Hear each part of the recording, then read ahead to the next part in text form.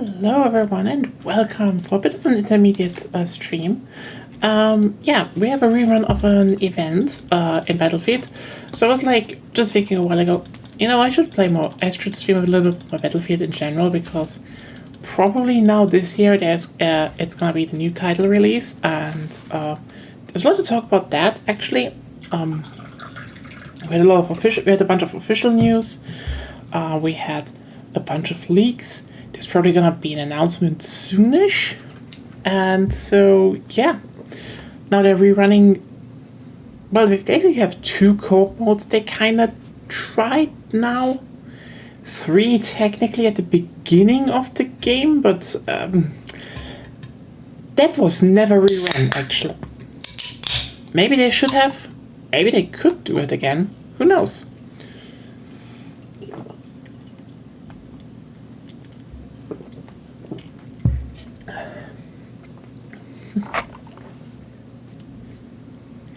But yeah, that space event is back. See, not really online. We have a new weapon to unlock, a weapon skin. You know, it looks pretty good actually. Didn't really like what they did. They actually have some new stuff even. I didn't expect that. You expect, oh, hey, they're rerunning the event, and like, oh no, hey, here's the suit from Dead Space 2, and you're like, oh, okay, interesting. I did not expect them to do that, you know, to put this much work into it, but here we are. So yeah, as usual, bunch of stuff to unlock, and it will also get cheaper. Who knows? I mean, I have some points left over.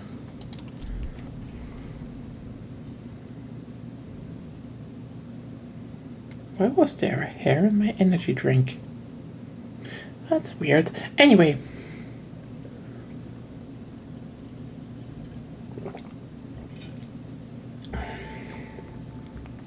They probably have fixed the bug with Angel though. I will still try it though. Ooh, nice, they explain.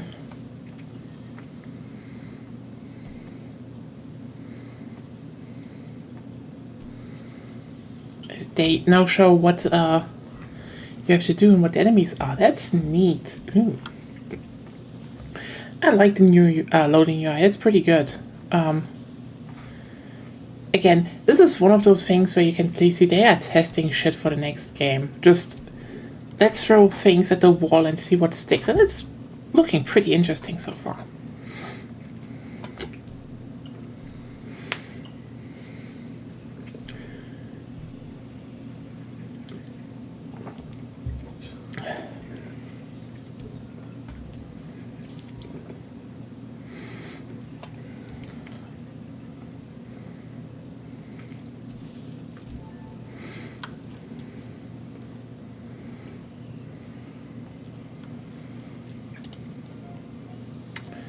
Well, I guess we'd... Hostiles will try and counter you on every front. Get control of the nodes to neutralize AOS. Survive and... Ah, yeah, they said they now use the skins for some of the weapons. The Dead Space skins, so that's neat. That's one of them.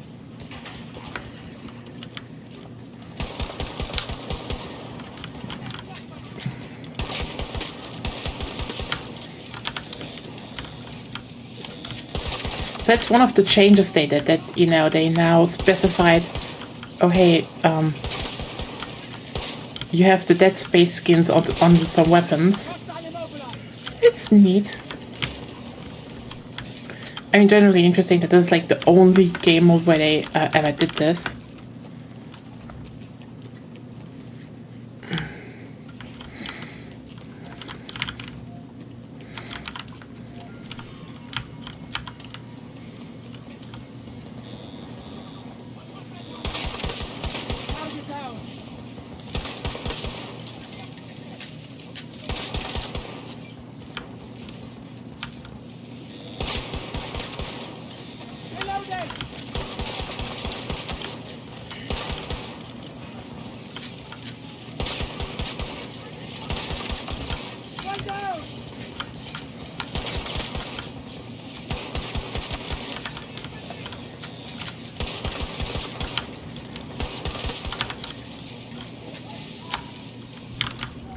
go.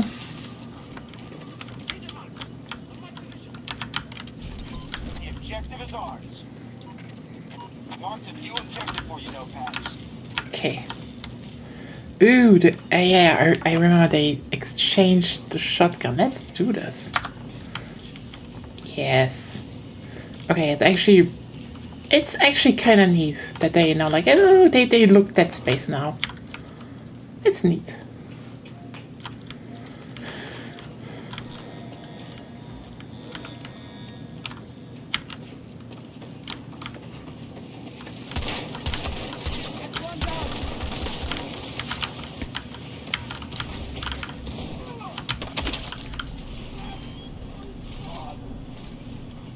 Yo! How shit are those? Oh yeah, they will shoot nose, just stands there, gets mauled. What the fuck?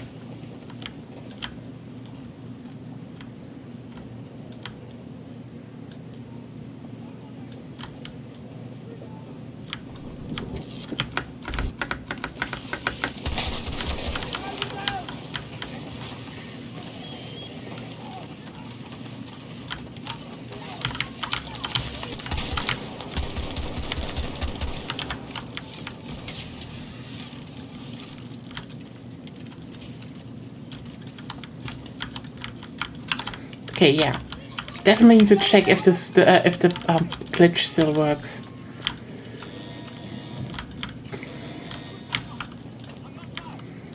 Instead of a pump action, definitely a bit easier now.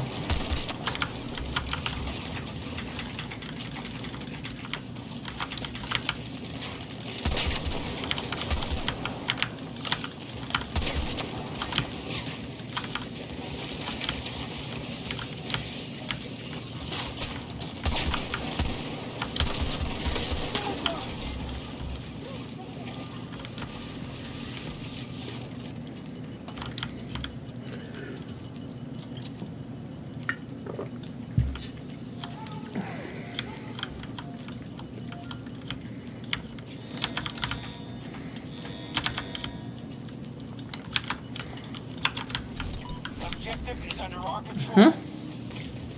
Next target highlighted. Engage the objective.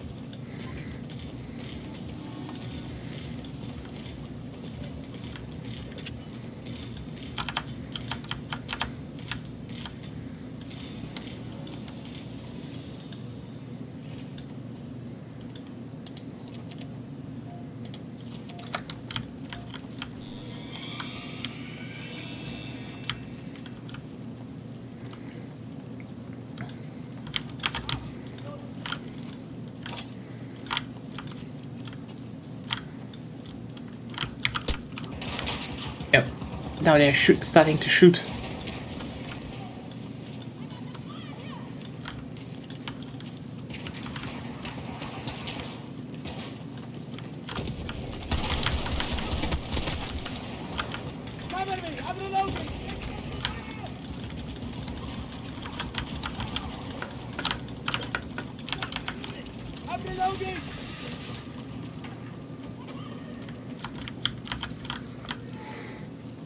Okay, but yeah, I generally am interested if there is some co-op related game mode coming, because as said, they now tested basically 2 co-op modes in this game.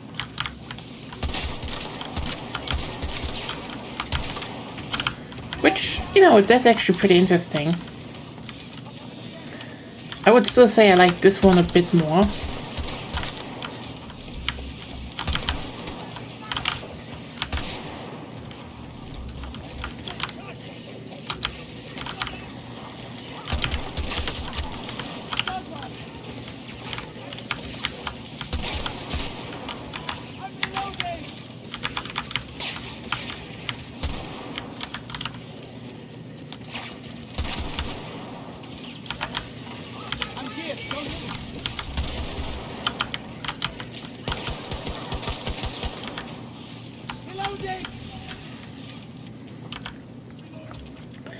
Because, I mean, it just has a lot of stuff where I'm like, okay, I can see where this is going. Like, hey, here's a curated set of weapons. Here's some objectives to do. I feel like they could easily put a bunch of that stuff into a bit more of an open area.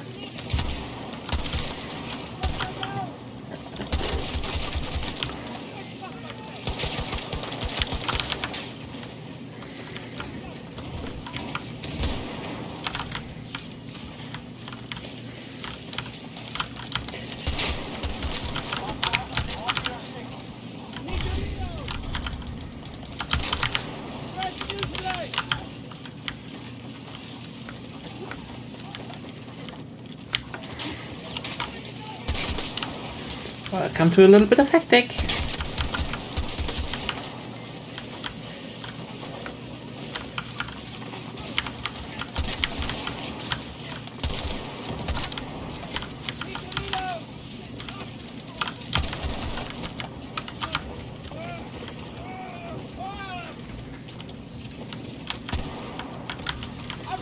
Took the objective. Get moving to your next objective.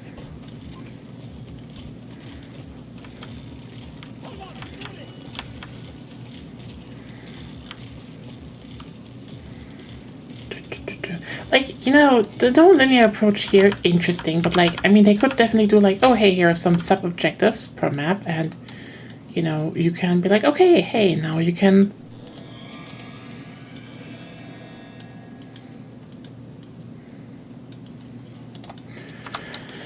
Yeah, I definitely will pick that one.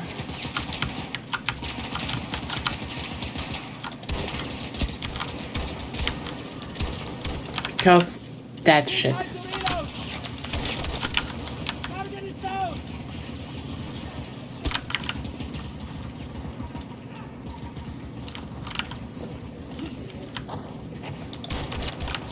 There we go.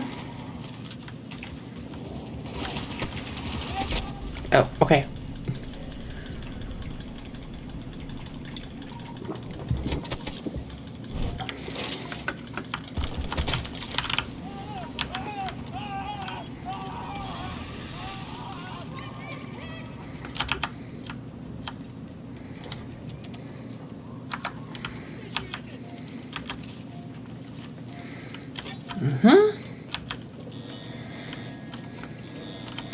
You can definitely curate, you know, what guns you could buy on which, you know, on which map, and, you know, be like, okay, hey, do something like, maybe move some objective to another location, you know, conquer them, defend them. You could a bit more freeform in between the waves. Or just then, you know, do this objective to get massive boost the pointers just to survive. That would also be interesting.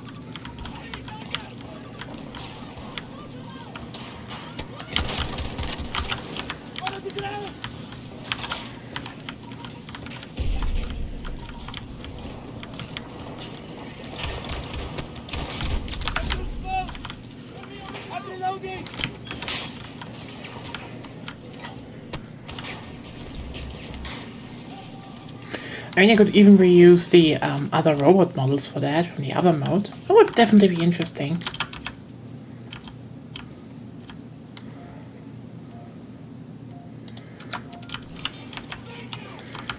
Okay.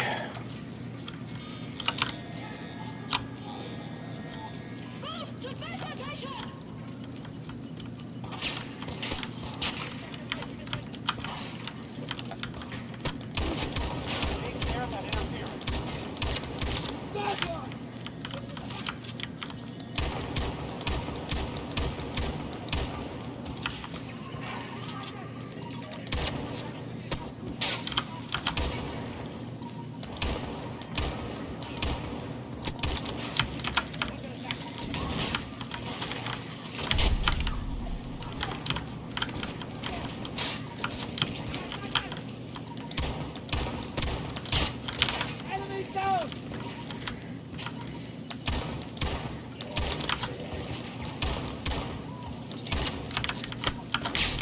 The objective is ours.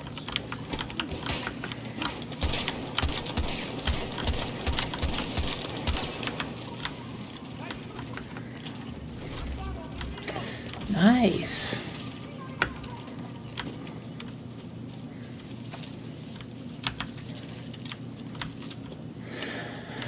That is going rather smoothly, isn't it? Okay. Objective is under our control. Maybe I should grab a better weapon later, but we'll see. We'll see.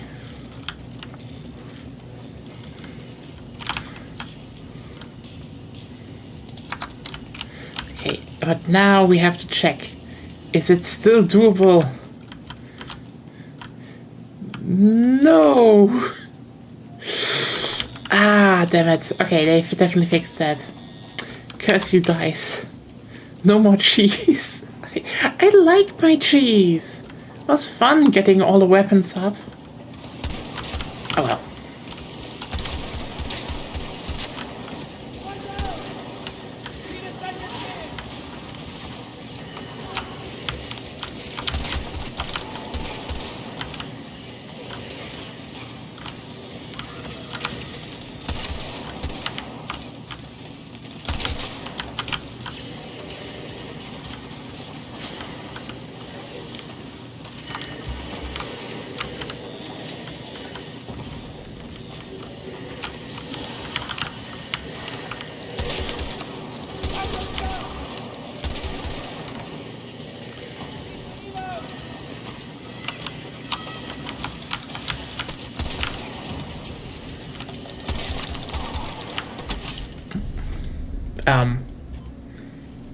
Oh fuck.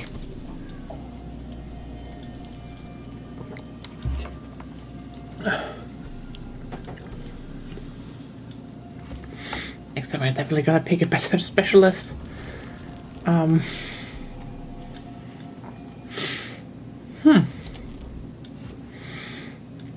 Whoops.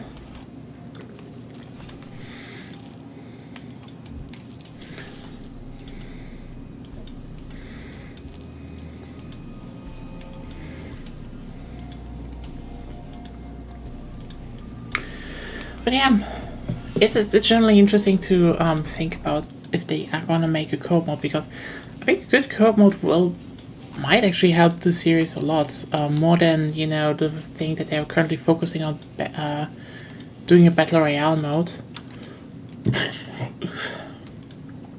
Oh, that makes sense that I got that player card for the weapon. Different class, please. Also, let's just actually add some stuff onto here, shall we? We're ready to get the baseline. Alright.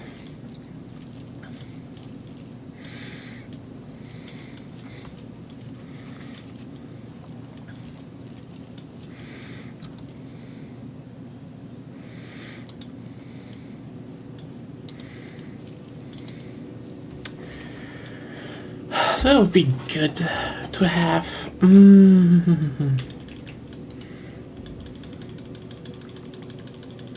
A turret is useful, but that's that.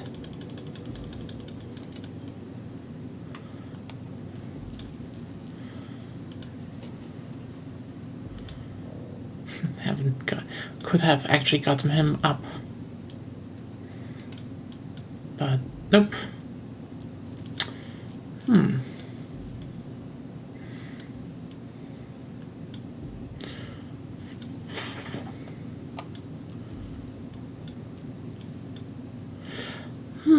I'm generally a little bit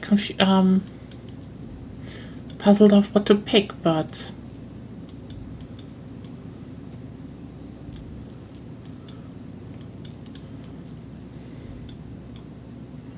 actually, why not? Why shouldn't I play Zane?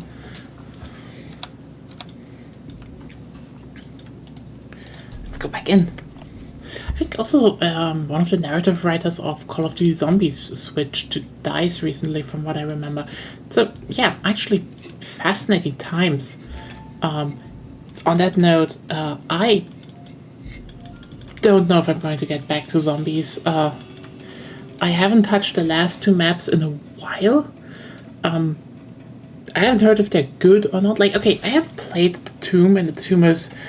it looked fine. Looked beautiful, but can't really say a lot more. Might be doing, you know... how's it called? Guided mode. Yeah, could actually stream guided mode someday, if I have some people doing that. But again, joining, but that's that.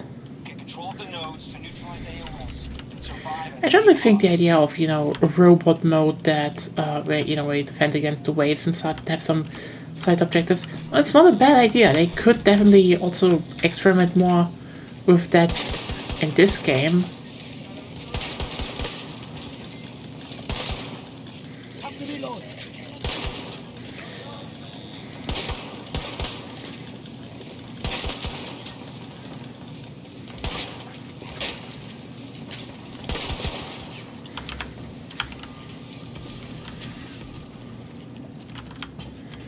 I mean, this is just like the easiest farm in the beginning, always.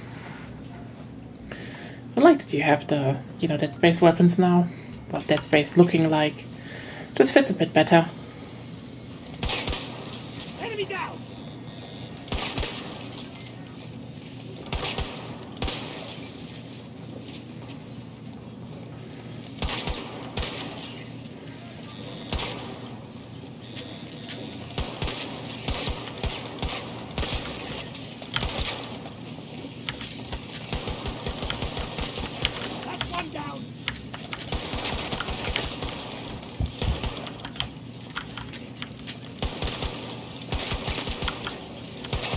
Oh yeah, Zane is actually... I totally forgot. I was just like, oh yeah, getting the grenade launcher.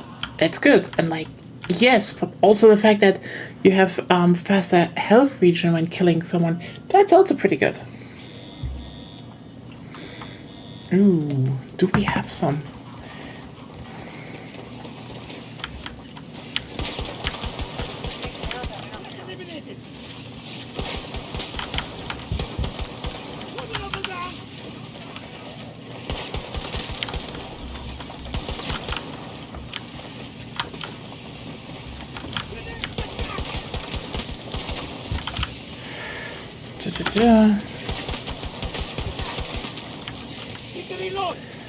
But yeah, I mean, when it comes to games or media in general, I think the last game I'm really interested in anything right now.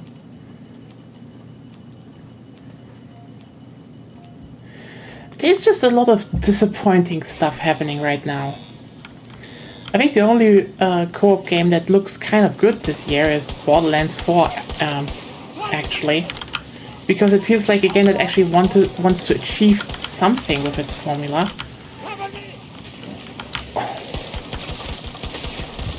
I mean, the new Battlefield generally looks good. I think there's some parts that feel a little bit too safe, actually. But that's like the most minor thing to talk about. Absolutely most minor thing.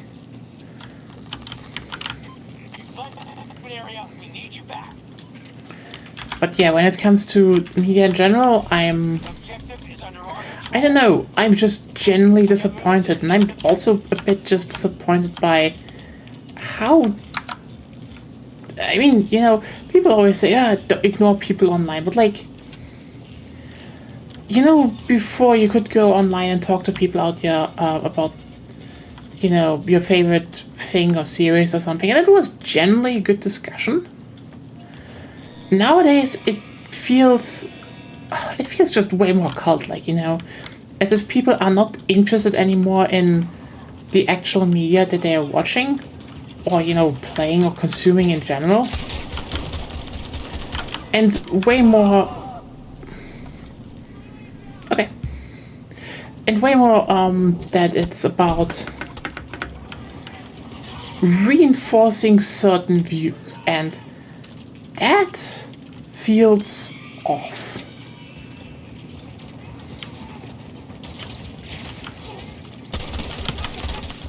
Like this feeling of dishonesty, I think, is hard to shake. And I don't want to actually be a person that says, oh, people are dishonest, because I don't think they are. But like, holy shit, I cannot get this feeling, like, I cannot shake this feeling, like, you know, when you bring up how, you know, when you bring up that you think that, you know, Monster Hunter Wilds is, for example, the weakest Monster Hunter ever, which, by the way, weak doesn't mean bad. I mean, it means bad to a degree, but like, there's a certain context to what has been said. And then people answer with buzzwords. And it's so interesting for me to see how there is this general sentiment in online communities, how, you know, oh, companies are bad. You know, you shouldn't just listen to them or eat what they, you know, just repeat what they say. But this also just feels very conditional, because, as I said, like, as soon as something is that they like, they just, you know, whip out the same buzzwords.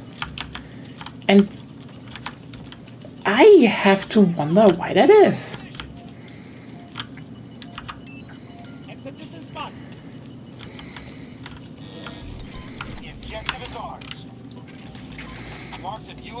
It's just weird. And so similarly, you know, currently I'm I'm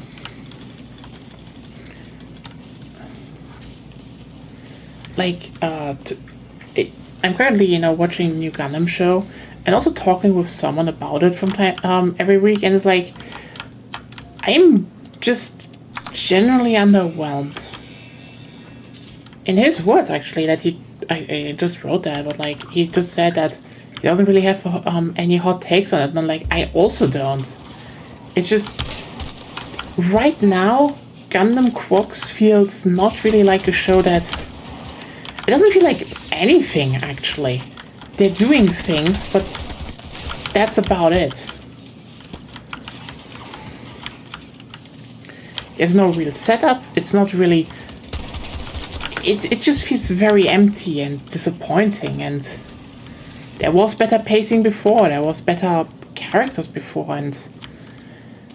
But most of the online discussions about what this could mean in the future, and I just think, like, where did we go wrong discussing media that, you know, it stopped being about what is there and became about what could be in the, you know, possibly. And this mental image of what could be is somehow more important than what is, because, yeah, sure, there could be something coming that actually is one hell of a great reveal and really changes how we see everything in the show. But we can also acknowledge that up until that reveal is happened, not much happened in general in the show.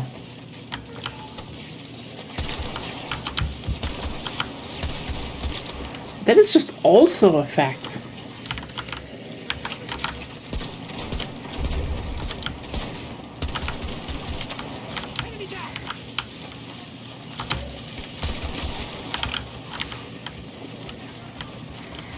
I hate to say that.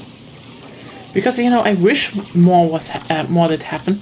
I wish there was more going on. But also, I just genuinely feel like there isn't really any...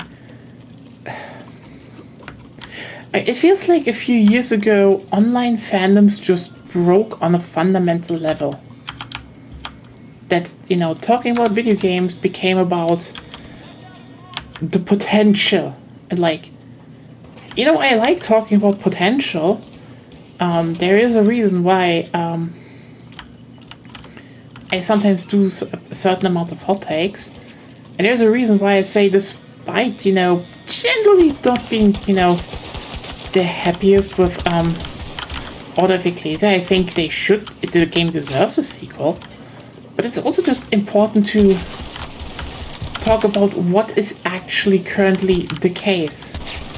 And I feel that metric has become so sidelined overall. And it's weird. Can you say weird about that? I think weird is not the worst word for that. Because, yeah, if there is media, I do want to talk about the media, and I do want to talk about what it does, but I don't want to lose myself in endless, oh, this could be something. Because, like, I'm not watching a show for what it could be, I'm watching a show for what it is. And I think there's also this big thing for me that we're currently also rewatching, you know, we're rewatching Dr. House, and I already have a few ideas of what to rewatch next.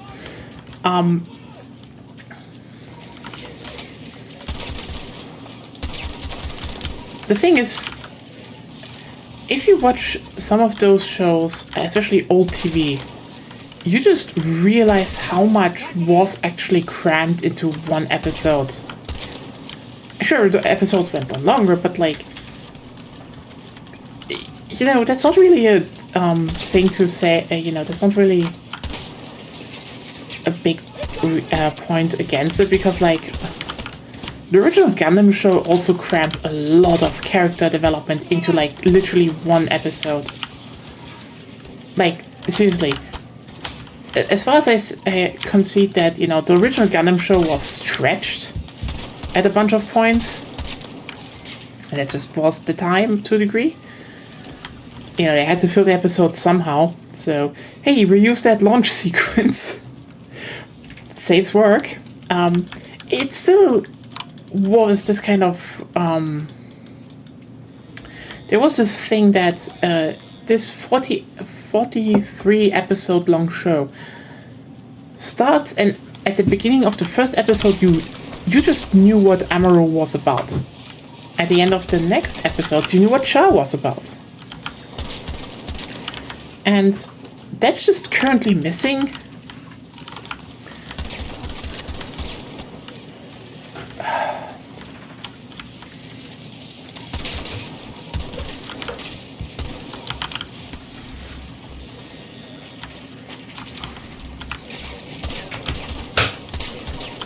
I think there is to a degree a feeling that, I don't know, like, I'm looking for words to describe what I'm, you know, witnessing in media, and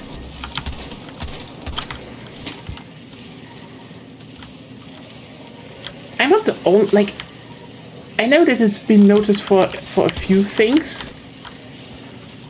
I just think, again, people are very selective because they, you know, because there's, for example, just a thing of, oh, I don't want to admit that, you know, I'm also doing it as well. And I kind of want to say it's it's kind of the god of the gaps for narratives, as in, there is stuffing, so I can just fill it with whatever I want. And this happens, I feel, so much right now. And I'm just kind of baffled because people just literally seem to make up characters in their head by virtue of there not being any more, you know, information. And that is weird. because I want to talk about media that is there.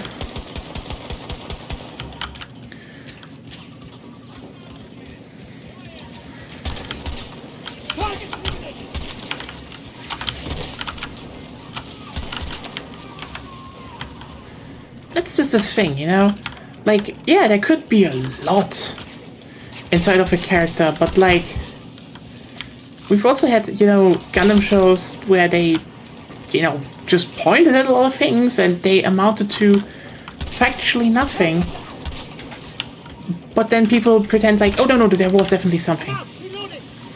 But like, where? Similarly, people also do it in video games and just, it's just so weird to me because at some point this should be noticed, right? I mean, ironically, I'd say there is a noticing of it. When they dislike something. Because it's like, oh, look at D&D, it tells you nothing and how the rules work, and people just make it up, and that just fills everything for them. Like, yeah, I see that, but like, you're doing this also to other things you like. This is just a thing that everyone just does right now, and it's weird that,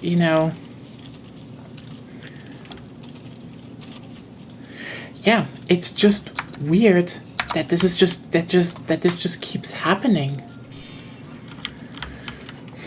And I don't know what to do against it. I mean, I kind of wish to understand why it happened in the first place.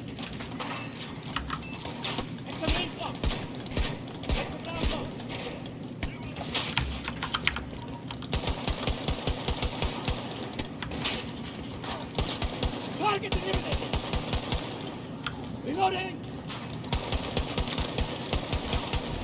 Objective is under our control. Reloading!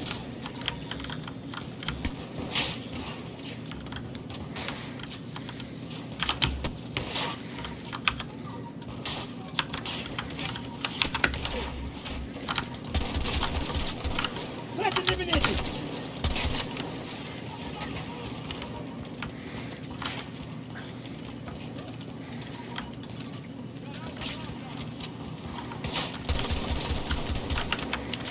Hold on, reloading!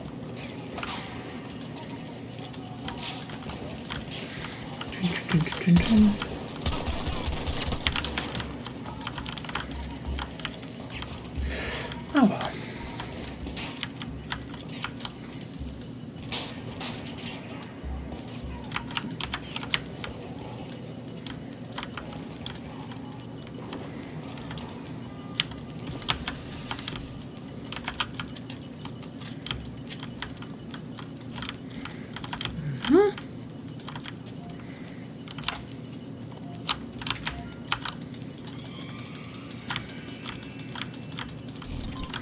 Objective is ours.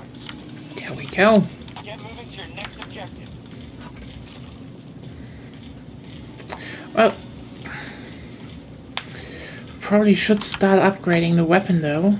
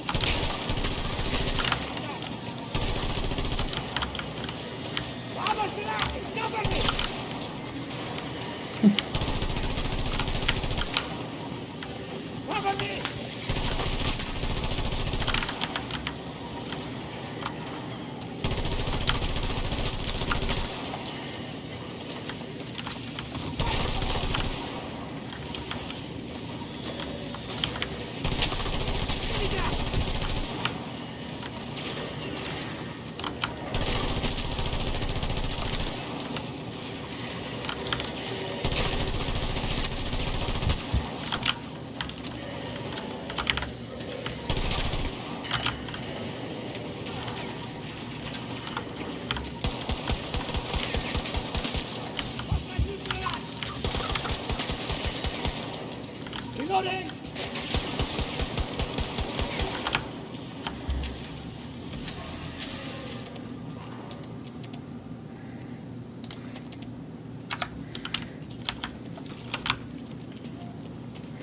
Okay, you know, maybe this one is a bit better as a gun.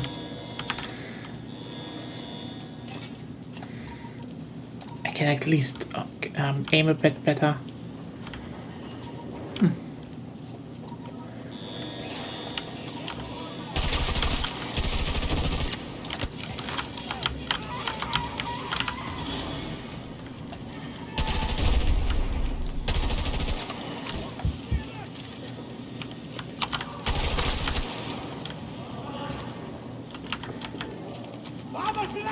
Cover me!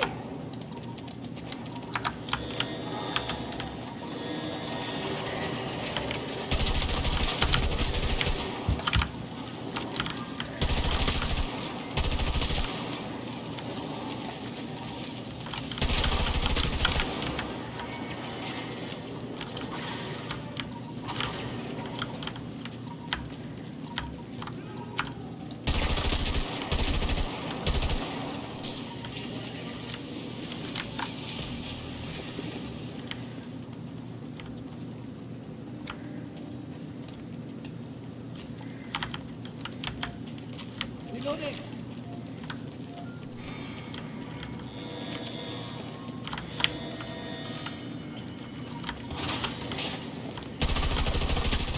Tango down!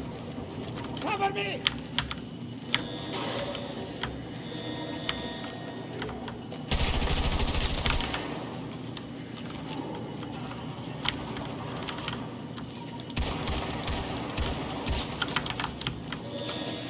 Take care of that interference.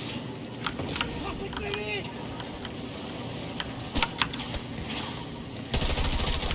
That's one down!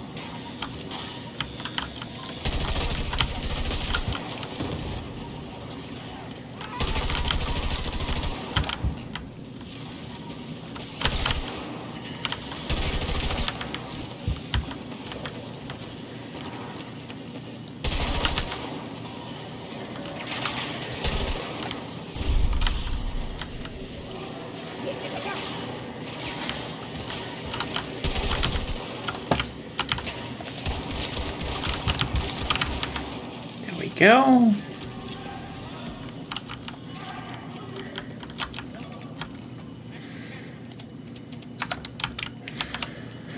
Recover! I'm reloading!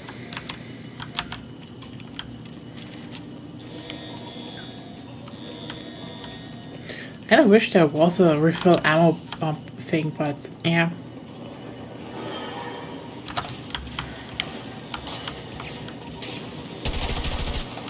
Threat eliminated!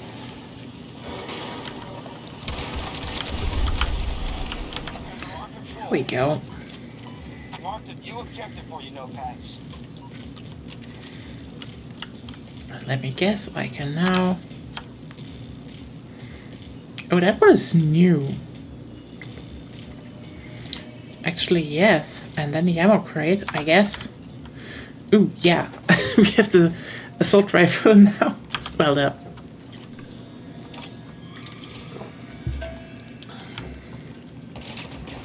Dead Space assault rifle. That is the Dead Space assault rifle look-alike.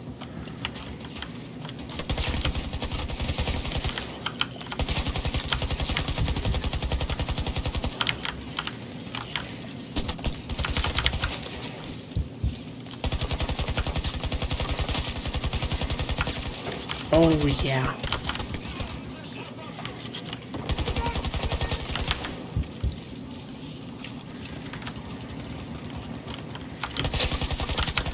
Tango down!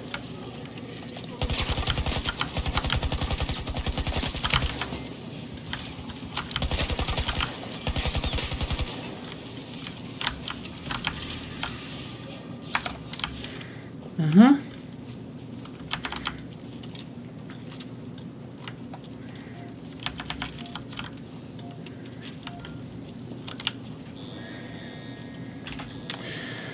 Oh well, I am. I mean, yeah. When it comes to, it's just an interesting thing Because I feel like people always look to what something could be from nothing, and I really kind of stopped doing that to a degree.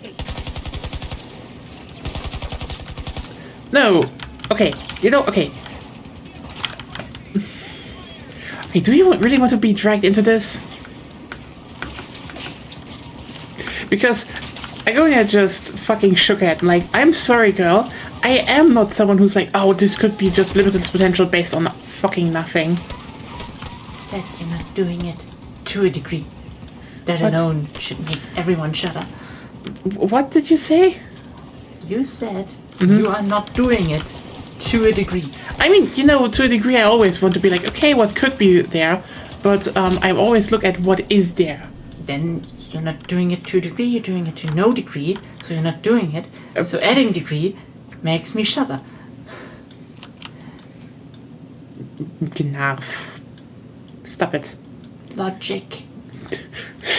Go away with logic. I defeated you at logic, or what? Have you forgotten I defeated you back? No, you didn't defeat me back. No. You did not.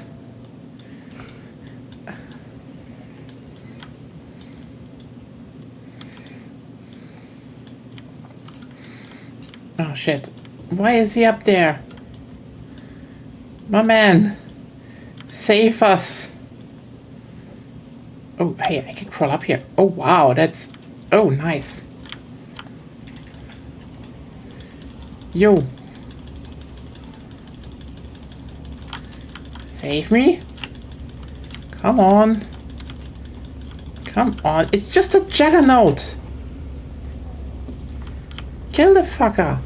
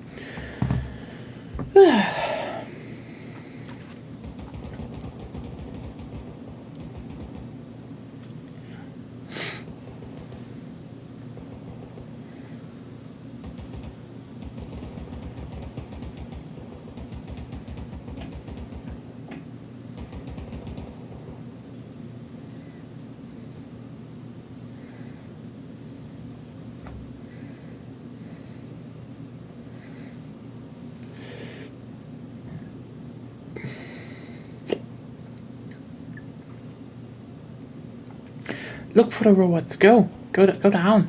Go down, little guy. Do it.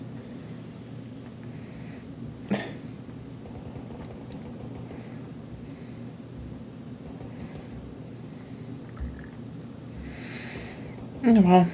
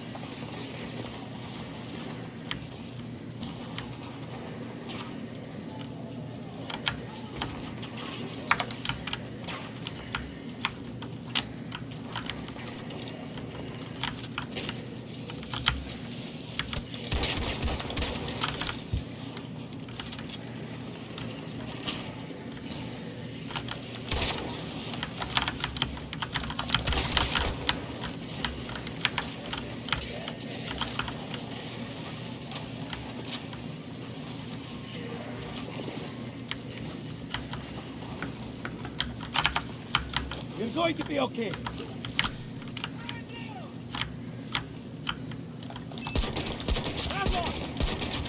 Enemy down.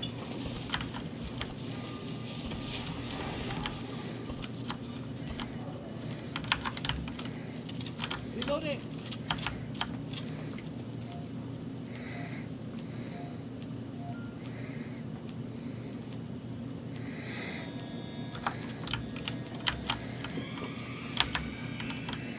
Okay, you know what? Fuck it, frugal round. Let's actually capture the flags, get some points, The objective is on. kite the fuck out of them.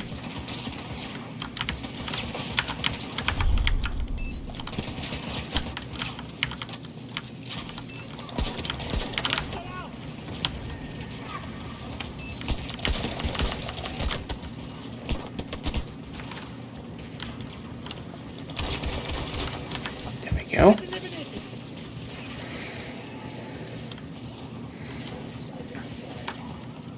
Taking casualties.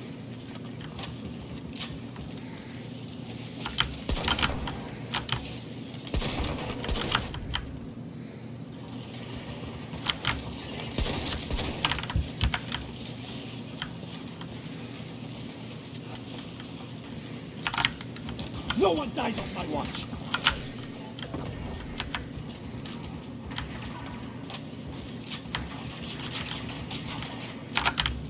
Help is here, you attack me. That one down. Friendly needs help. Incoming. There was okay then. Despawned.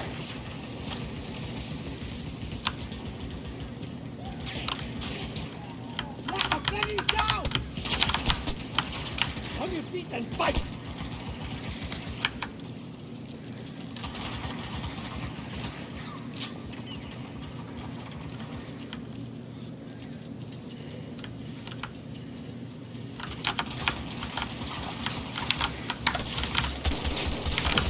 Okay, yeah. Sorry, I definitely needed something.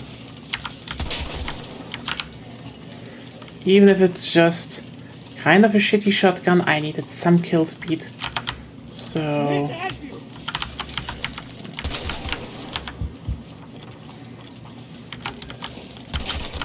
Tango down.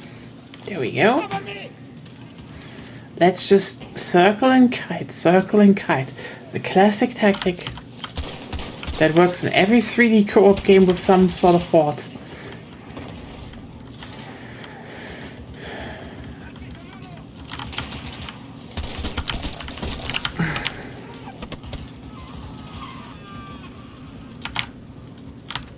The fuck? Why? You got yeah, no. Goddamn idiot.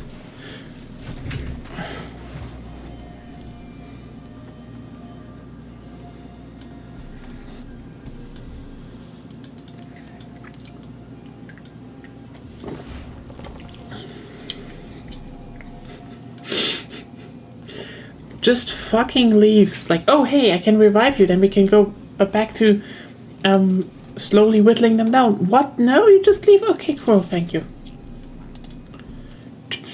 Real team player.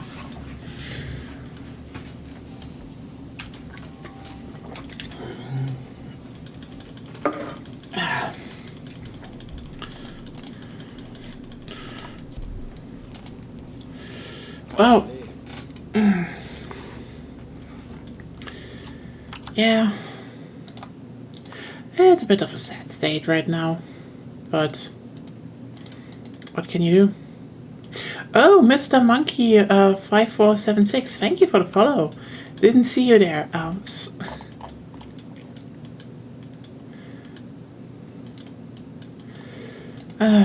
Yeah, when it comes to video games right now, I don't really know what to, I'm looking forward to this year as much as, aside from, well, if it's coming out this year, it's Battlefield and the Wiki 3 expansion. The last thing will come out this year, though.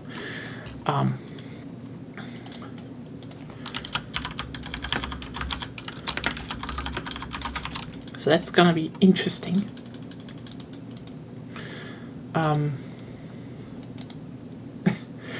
mean, that's probably gonna be also a thing that will be. I mean, Wiki 3 will be big on this channel, so that's that. I wish I could actually cover more Battlefield, but like, I kind of started streaming, you know, when the game was actually turning down slowly. Maybe with the next title, more. I mean, there was kind of a talk with Danny that we might do a podcast, so that would be interesting, I'd say. At least, you know, talking about the series and being You know what? If I join him in the ranks of We Destroyed Battlefield, then so be it. I take that. I'll take that title gladly because, like, holy shit. If having good opinions destroys Battlefield, then this series is unsavable. I'm sorry, it's just like...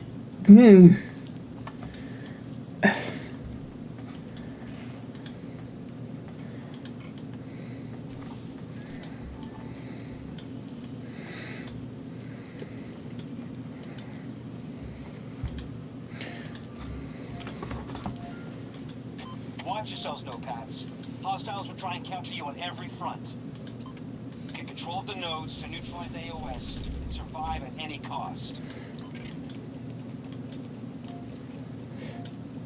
Okay. But yeah, it's weird. Like, I mean, you know, there's this thing about in gaming that I feel like it just solidified to me a lot more that a lot of people do want to talk about video games but have no idea how to talk about video games. It just really is the case, feels like that a lot of times right now. Like, so many things are demanded as this has to be in Battlefield, and I just sit there being like, no.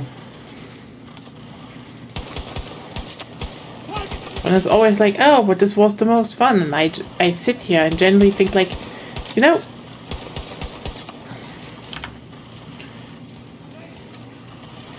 the only time my girlfriend has had fun in Battlefield was when we played Hotwire during the Hardline beta.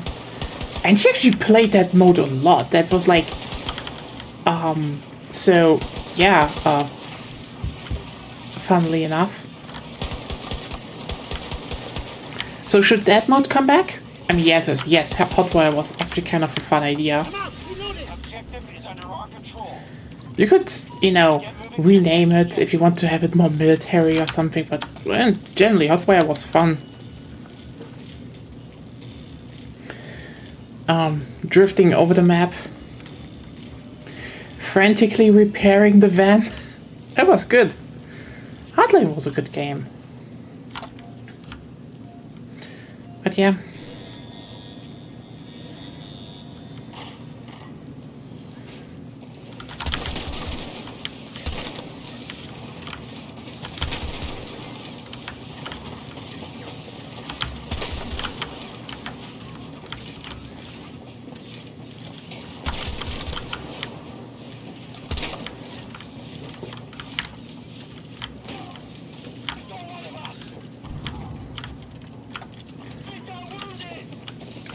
How the fuck do you do that again?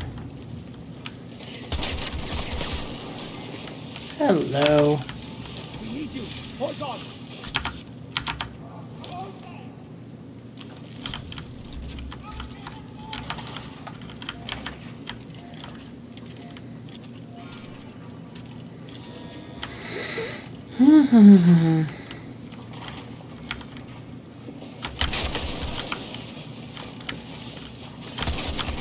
Get the enemy off our objective.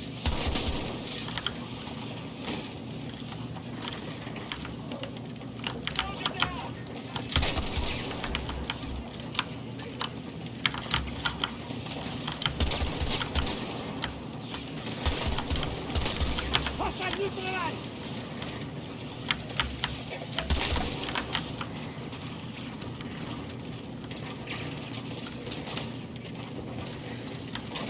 Okay, who the fuck am I playing with right now? That's just embarrassing. You already dead?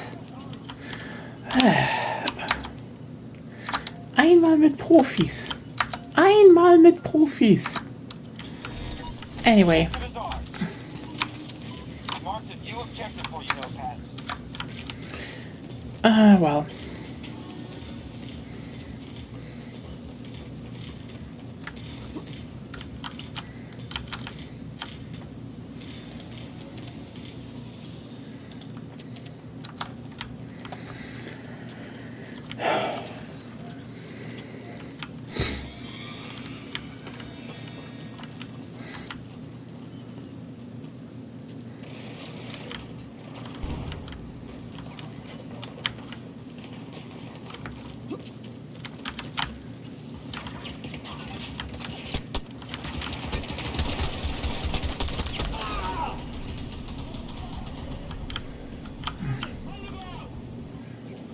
I've been a bit more aggressive.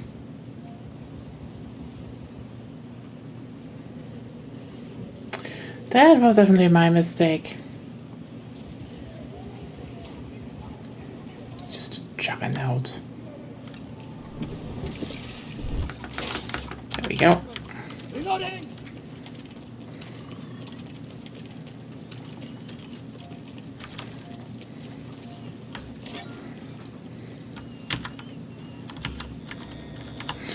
Oh.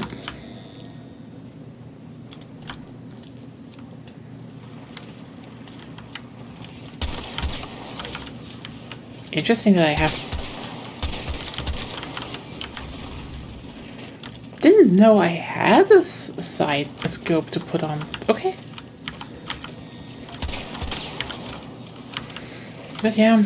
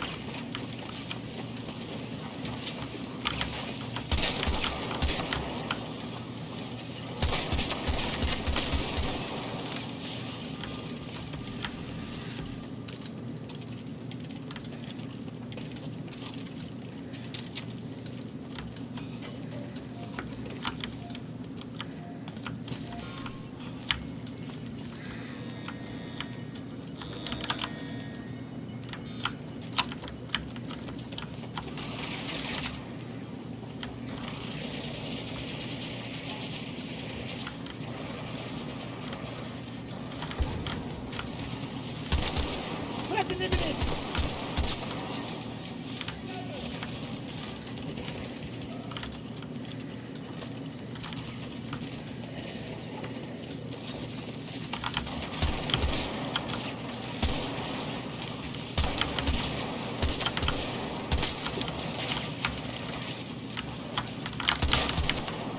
Come out! Reloading! Took the objective. Next target highlighted. Engage in the objective.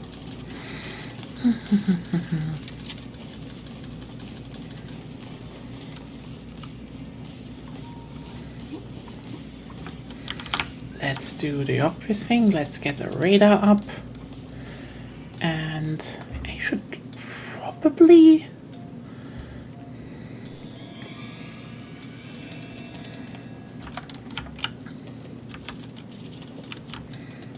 Yeah. Okay, I can't actually get a sight on this one. Oh well.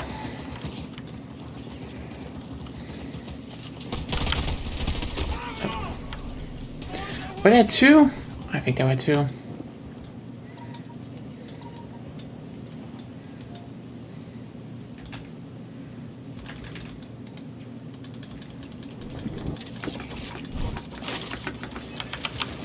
Vamos, Iraqi! Cover me!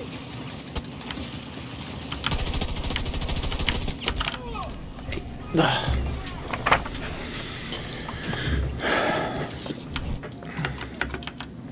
I just realized they're a whole group, but...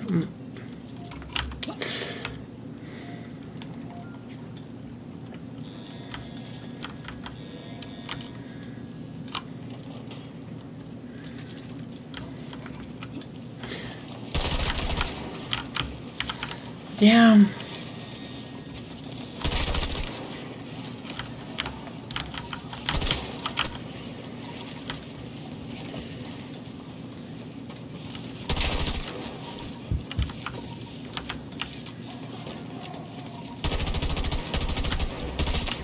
That's one down.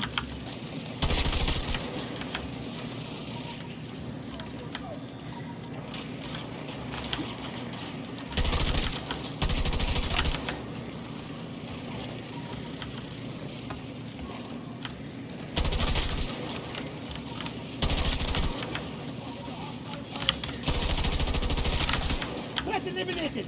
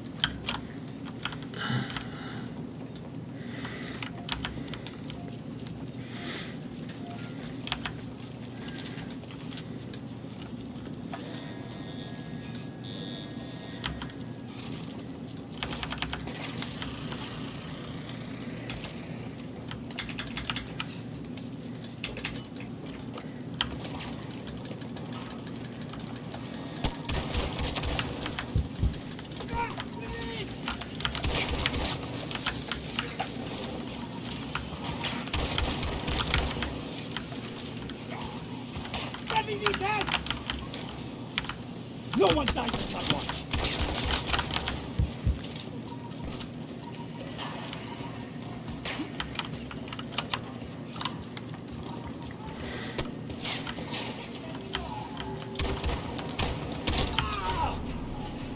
What the fuck killed me now?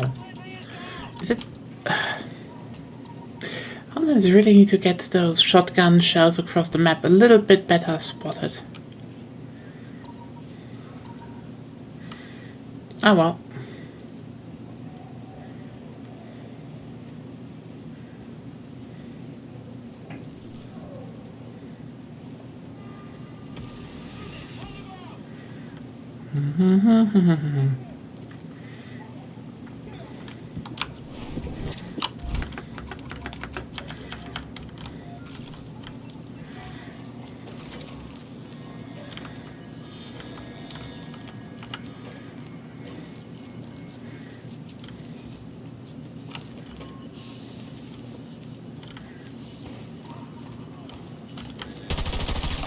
Threat eliminated.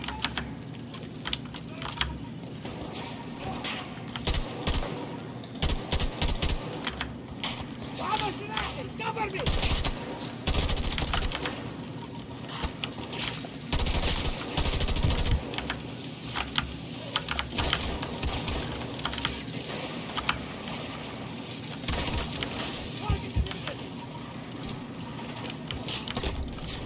Objective is under our control.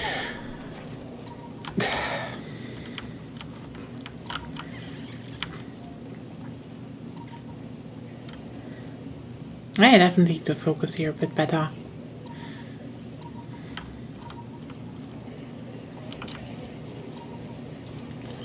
He's getting that. Yeah.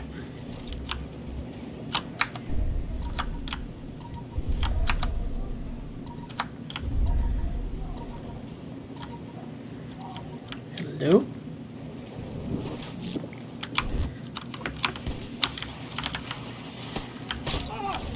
What the fuck? What was that again?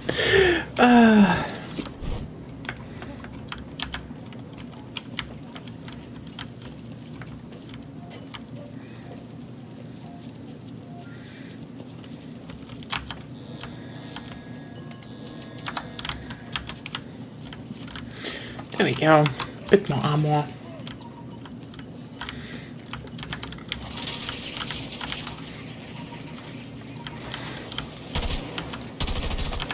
Enemy down.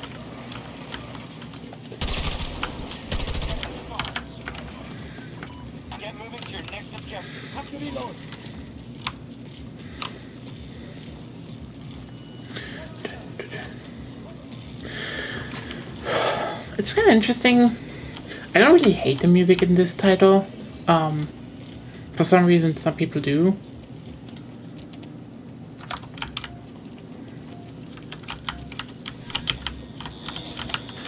I don't get it, that's, frankly. Okay,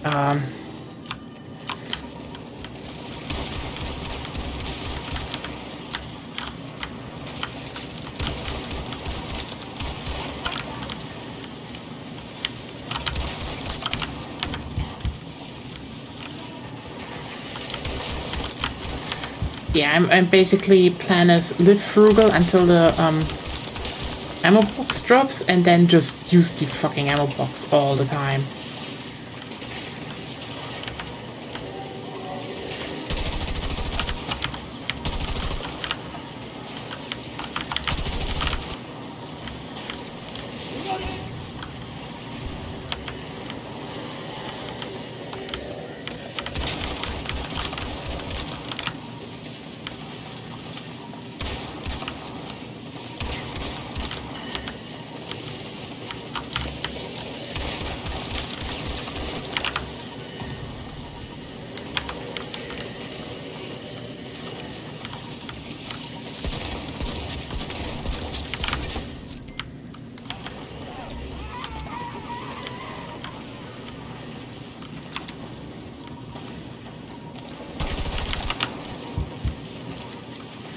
How the fuck did they all kill themselves?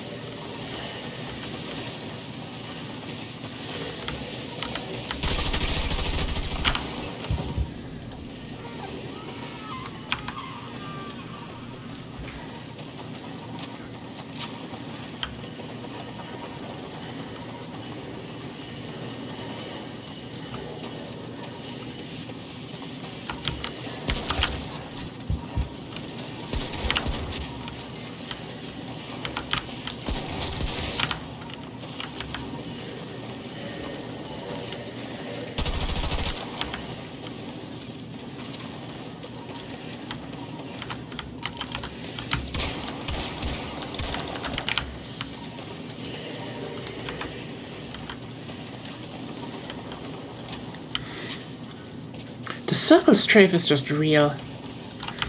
I mean... There we go.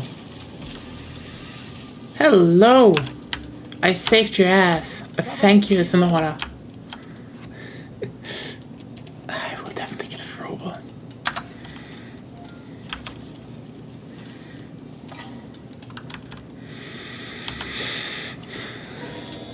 Some form of ammo rebuy would be so useful here, actually.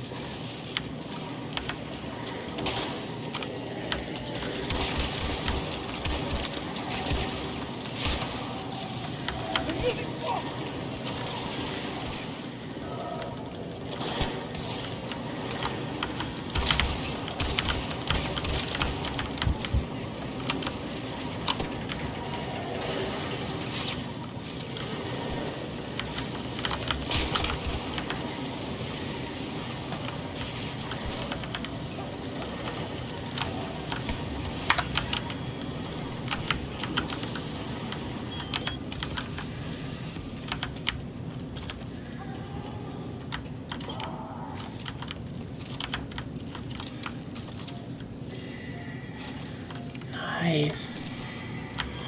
Grabbing all the ammo. Hahaha, I finally have ammo again.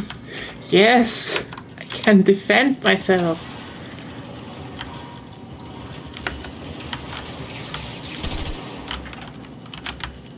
بعبر سلاحي cover me.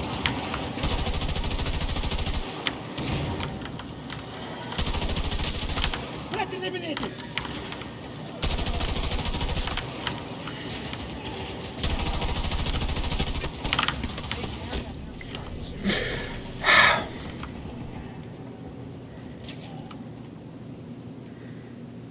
God, these people really just stop shooting. Get out of your corner!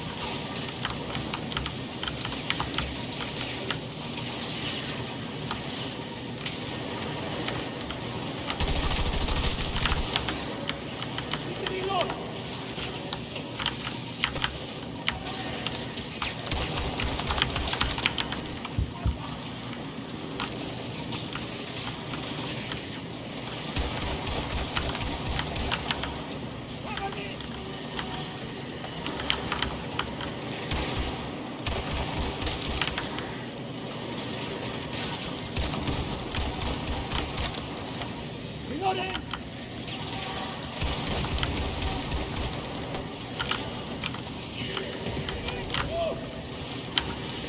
Get the enemy off our objective.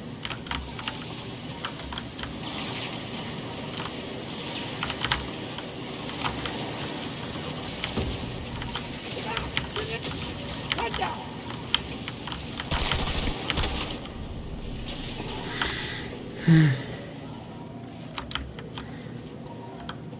They really do not want to stop with their corner method.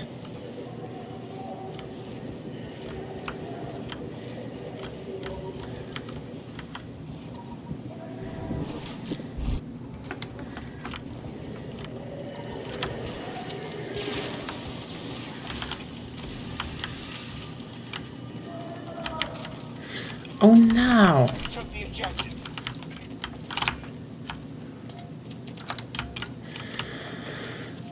So if we get to the next area and I can finally buy the ammo box.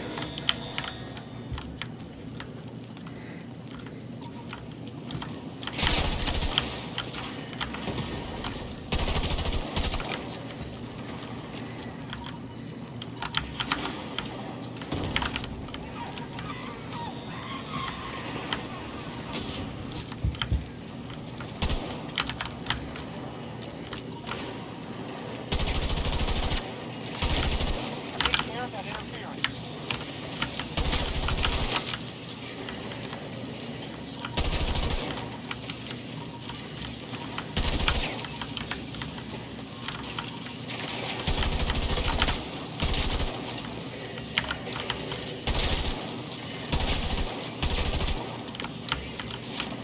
There we go.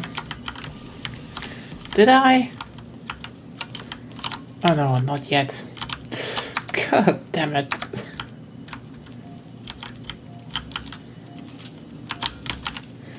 And they are not even helping. God, these people are cowards.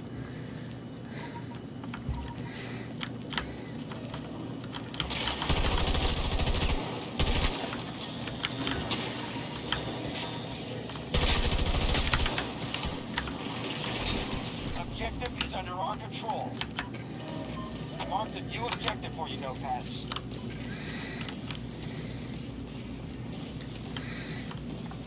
So, yeah, let's get the ammo crate. And I still can get a new weapon, so... Holy shit, I will do that. Let's go up here. And be happy.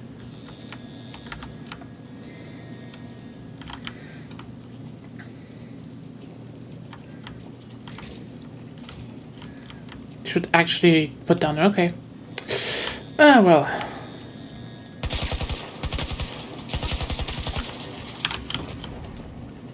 Ammo! خذوها!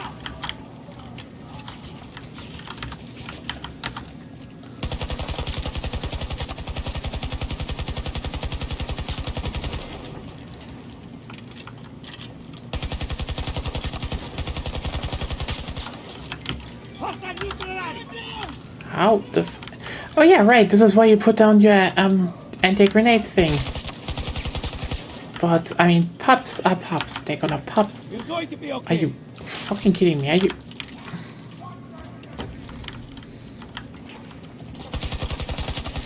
Enemy down!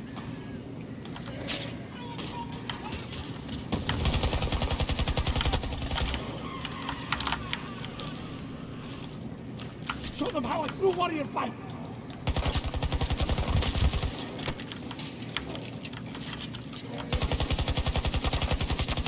Target eliminated! Relocated.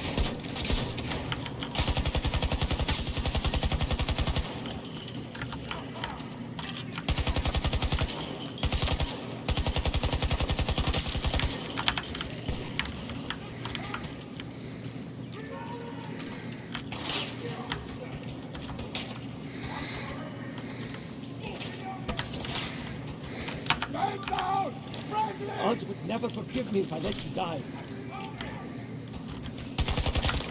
Threat eliminated!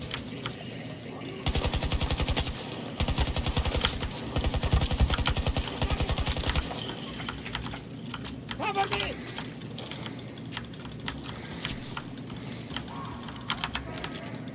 to reload.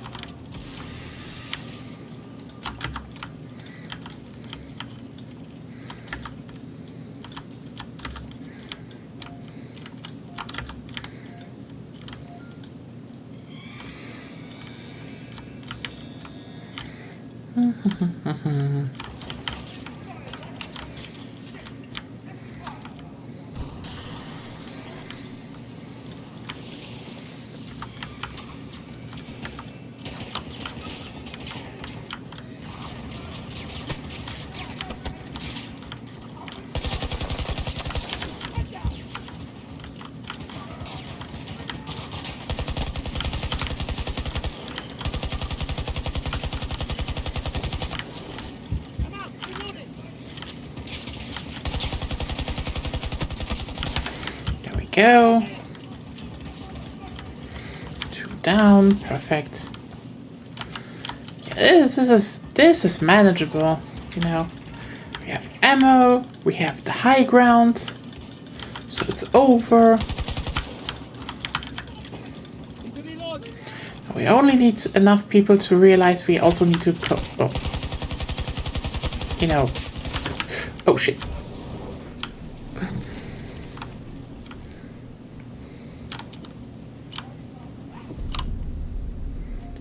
Why the fuck did you let me die? Oh my god.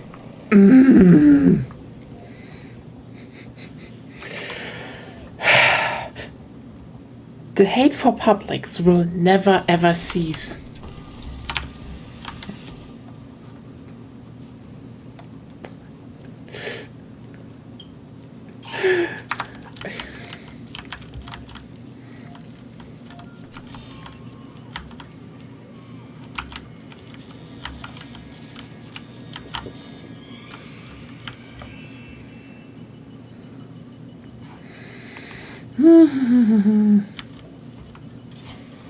I just realized they're holding the M416.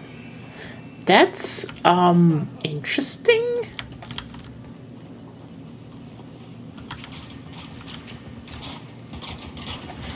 Wait, could it be that...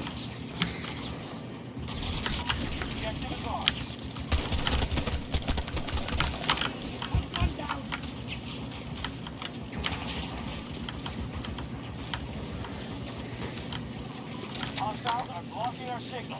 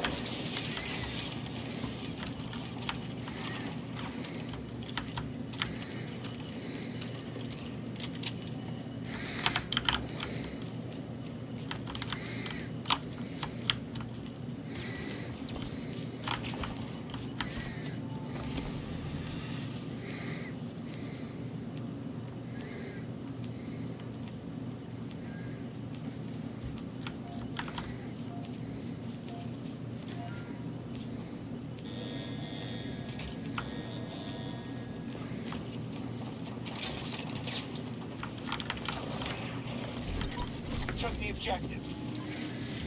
Next target highlighted. Engage at the objective.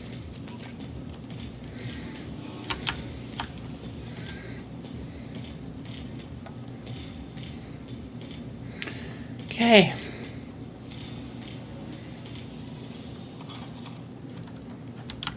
You know what, let's...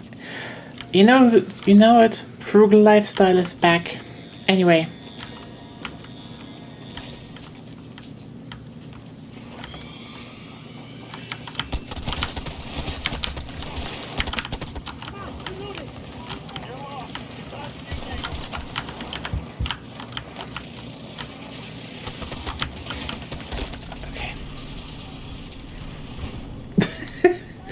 It took out the fucking rocket launcher.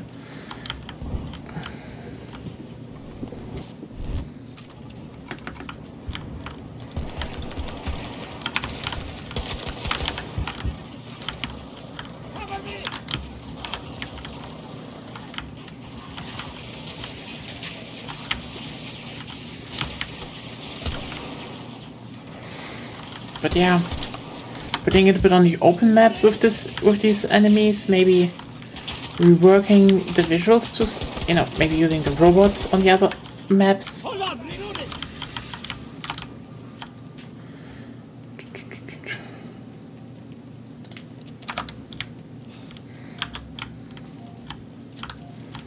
We need more, just ask.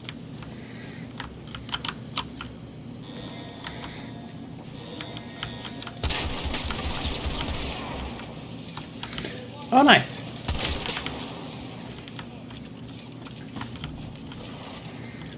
We actually see after this round if it goes above that, because the last the other event they had with the other robots, which was Just Rush, was not capped. So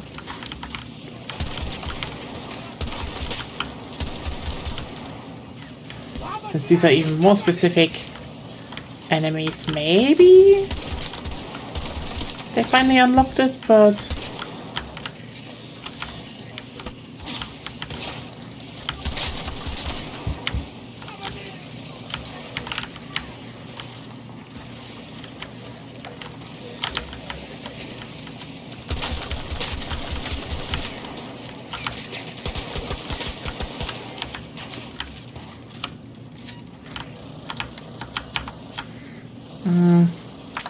that's 150. Yeah,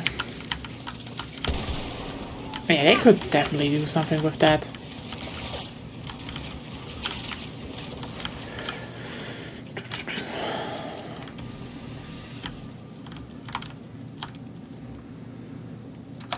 $1,000 more points.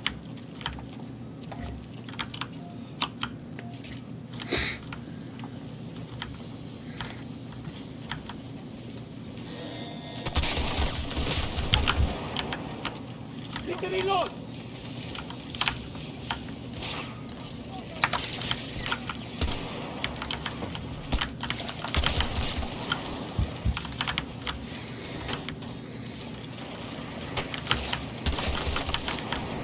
Reloading.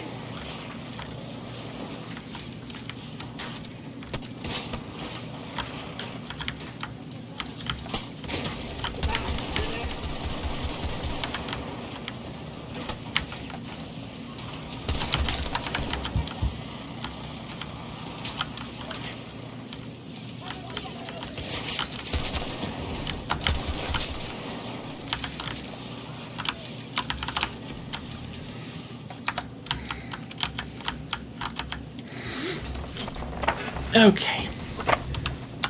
At least we have all the ribbons this time, so yay. Alright.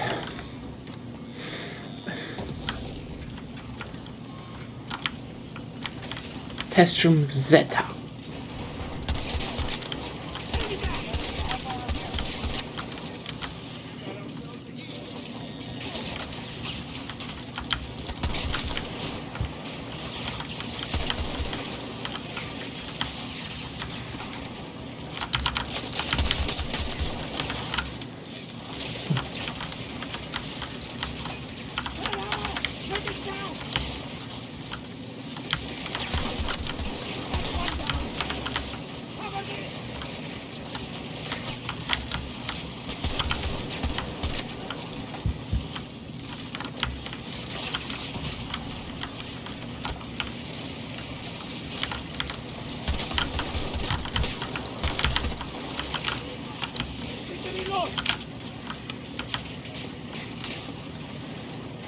Take care of that interference.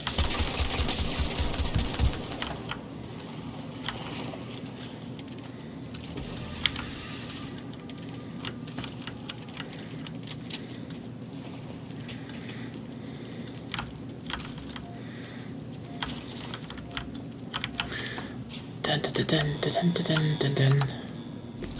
Objective is under Nice. our control.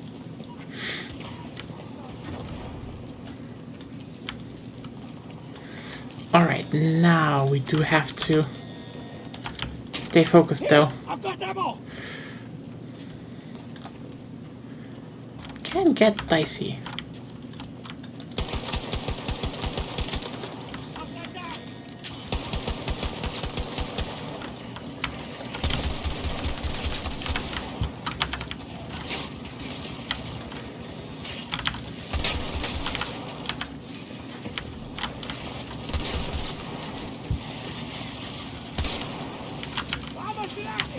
me!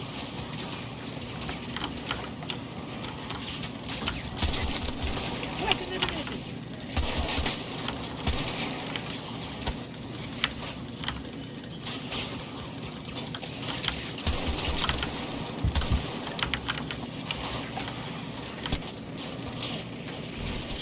Objective is on.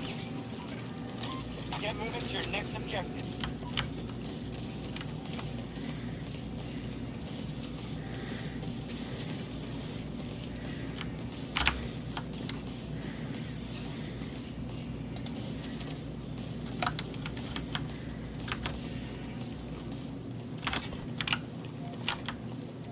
Oh, I made a mistake. Ugh. Well, any one of you bought a ammo crate? No. Yeah. Whoops.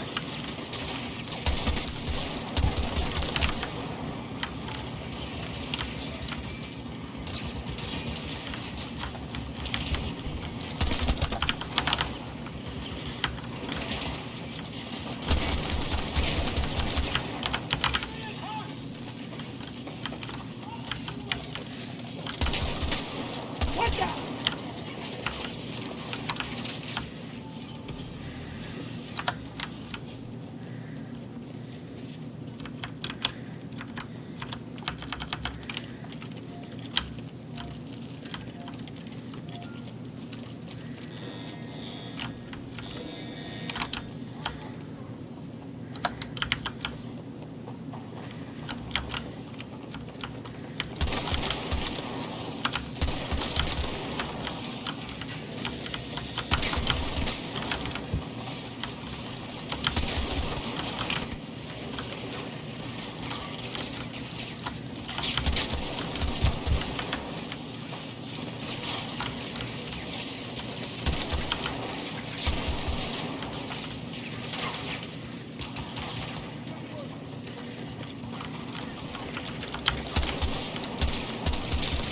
Target eliminated!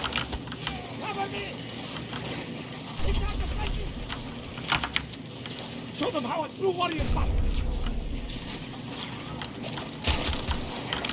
Hold on!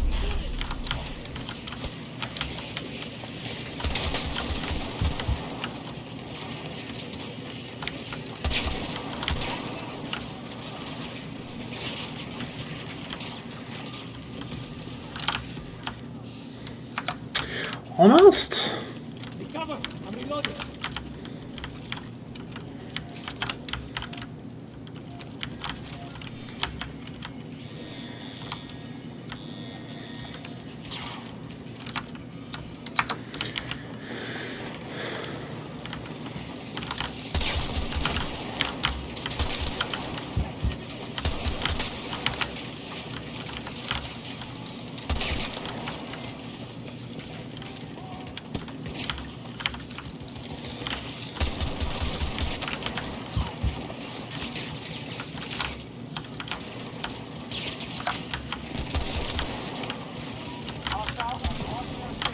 Reloading!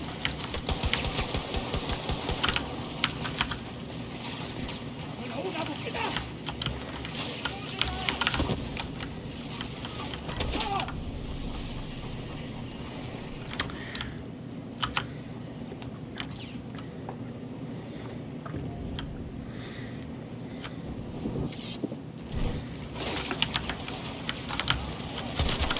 That's one down!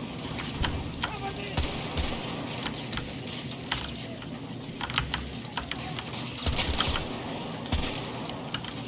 Oh, man!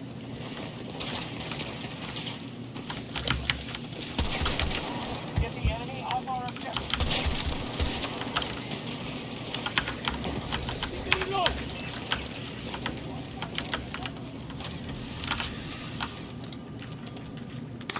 There we go.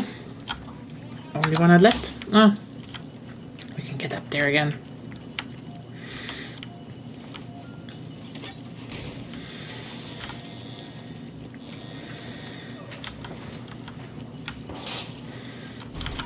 Took the objective. And now calling the elevator.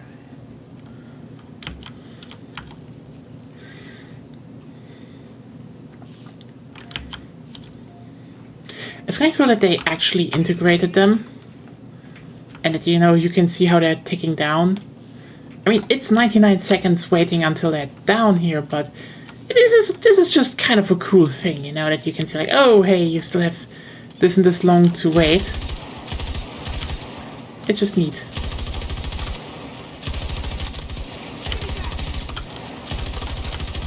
Probably added that specifically just for this mode, but I do wonder if they did plan a few more things before.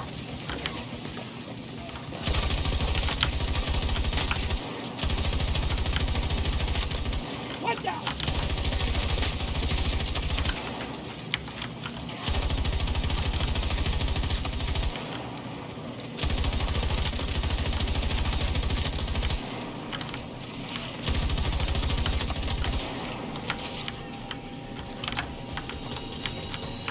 And let's get in here. Hey, last idiot. Coming? Damn. I wonder if they actually plan to make like an intro video for the map where, you know, one team arrives with the elevators. Whew. Okay.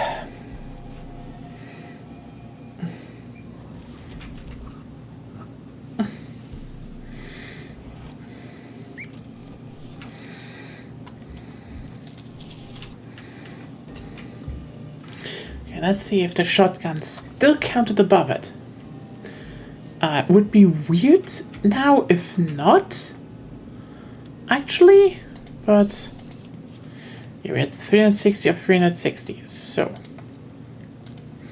let's see. Actually, oh wow, it actually went above. They did unlock it. Oh wow. That's actually interesting. That means I can actually get those 3 weapons up. Not that one anymore, ironically. And the TM7, I'd say. Oh, that's interesting. I mean, good that they did it. It's just weird because, you know, last time they didn't. Well. So, yeah.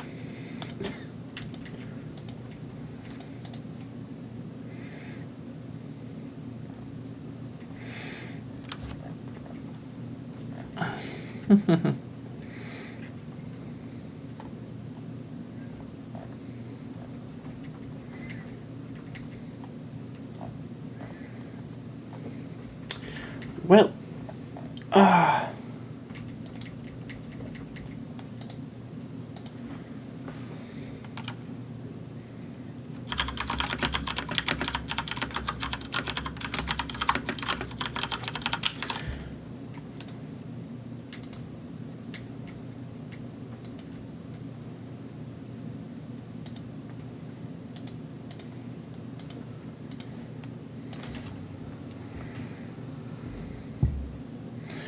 so, yeah. I think we have a good something good going here, but I definitely need to I should not forget that I shouldn't buy armor on the last sector and just leave the ammo box behind, because apparently the pups don't buy ammo boxes, the fucking idiots. Like, oh, just waste all your ammo with, you know, all your points on rebuying ammo, which is like, again, I think they should put in a rebuy ammo thing that is a bit, you know, less. But still, yeah.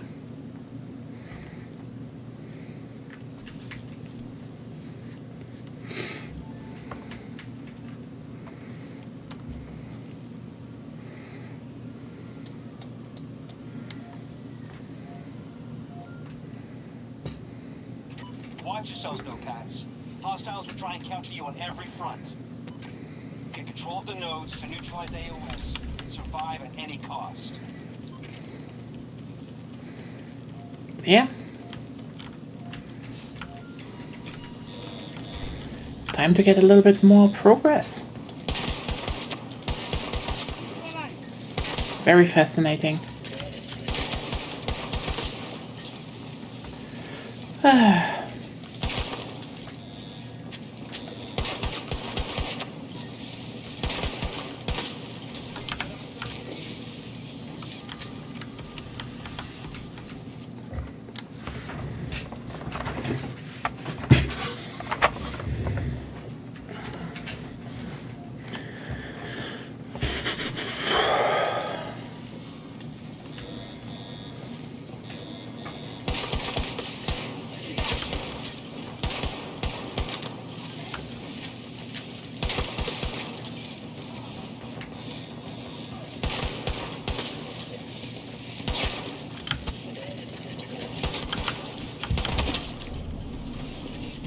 Okay.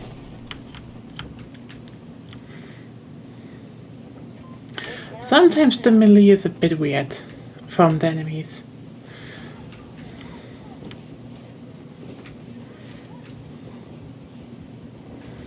Yo, anyone?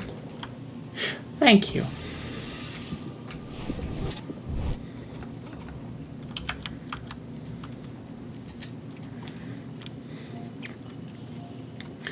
I should have at least enough points to get a shotgun. That's like minimum.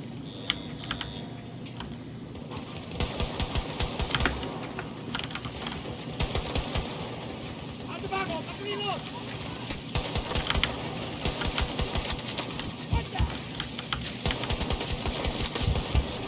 Hostile across the station.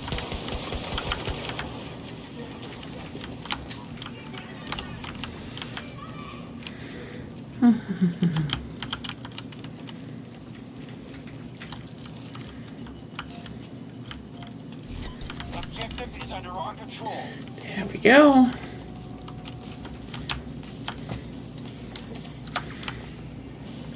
And shotgun time.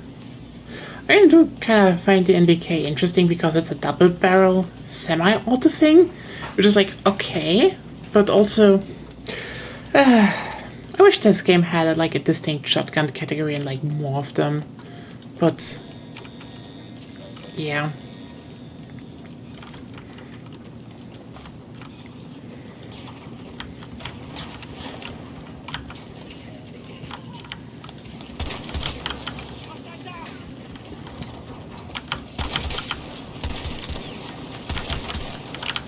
عبر سلاحي cover me.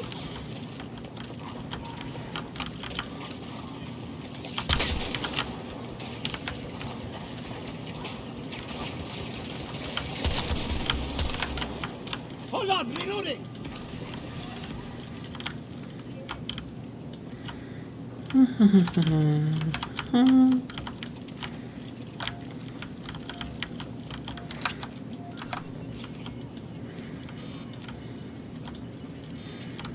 We get 1, 2, 3.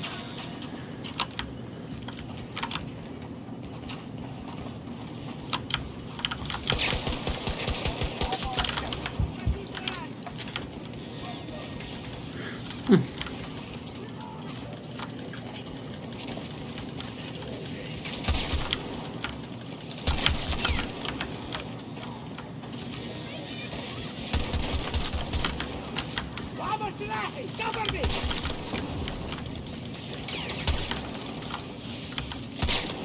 Enemy down. Back in this fight.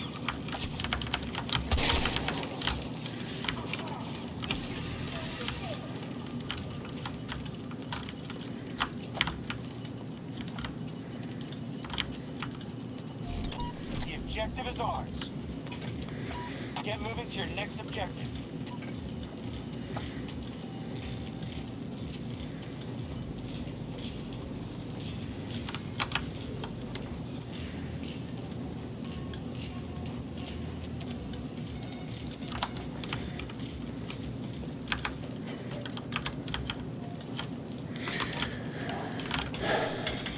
Yeah, frankly, this map just kind of has a weird place in the history of this game. As in, you know, it was the big one where they all were like, "Oh, look, we have our new meat grinder," and like, yeah, that was neat.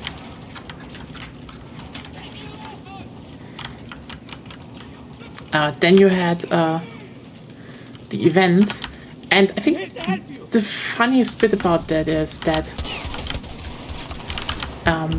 it seems like... Fuck, I quit. Once again. Death to publics. I mean, I don't really have someone to play with. I mean, okay, I technically have someone, and I poked him, but he's not showing up, so...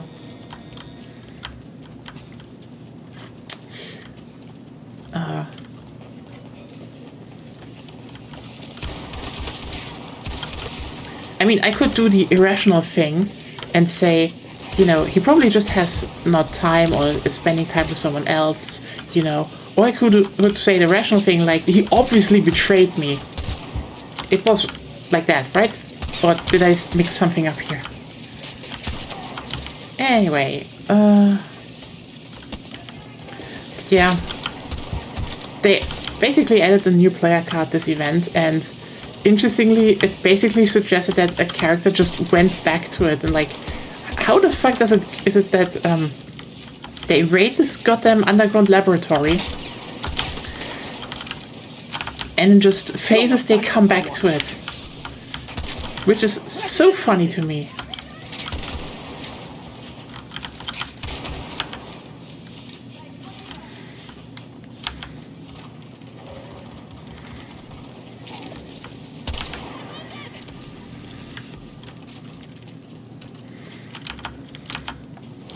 Back in this fight. There we go.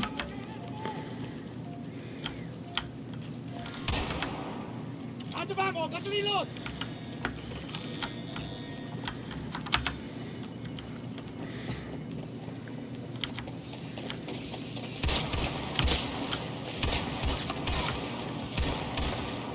Vamos, Siraje, cover me.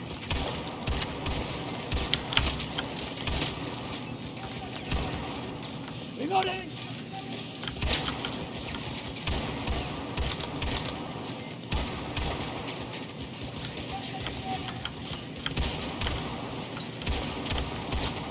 Hostile neutralized.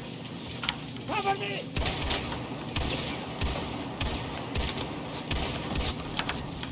Out of ammo, got to reload.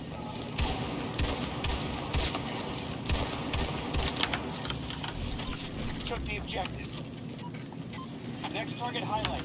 Engage the objective.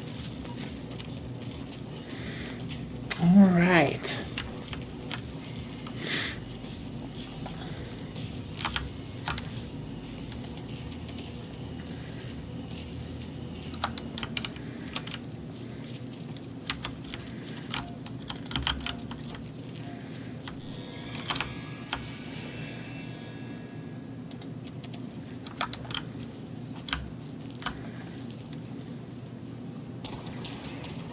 Get another Dead Space looking gun out again. There we go. Need to reload.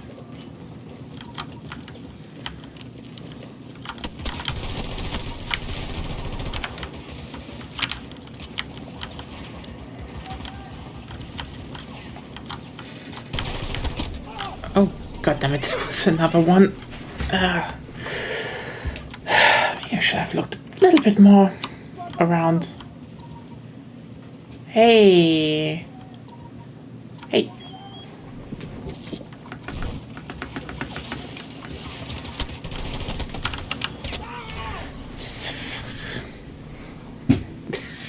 God. This is really not the best round right now.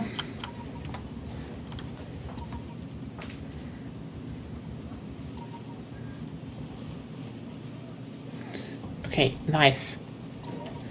Nope, not nice. Okay, now. Can you come? Can you revive me? Hello?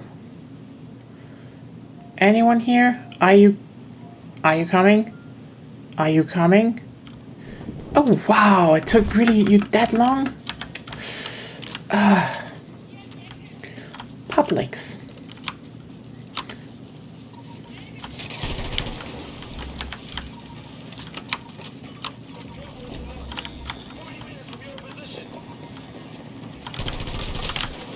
Target eliminated.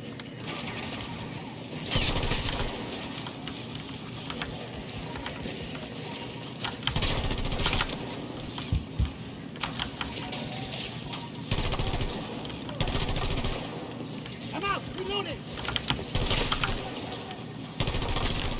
Threat eliminated. Hold on. Reloading.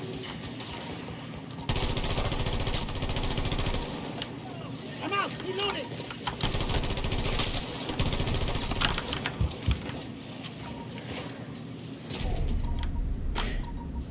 They should absolutely remove the melee on those.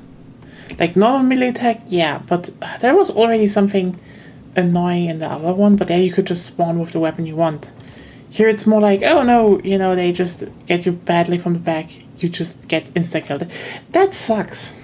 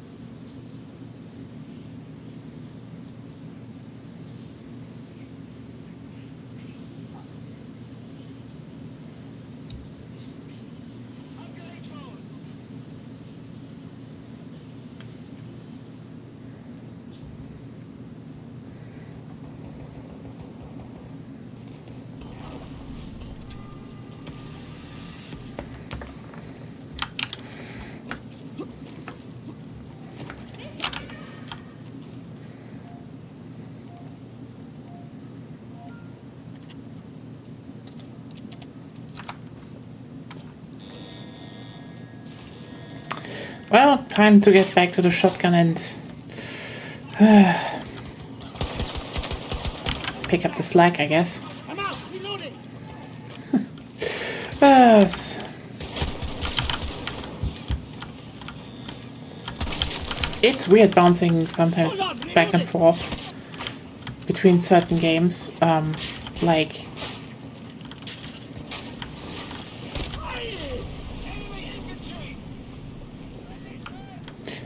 okay. Whatever that was, I really did not see it. And I feel like I actually have to redo my...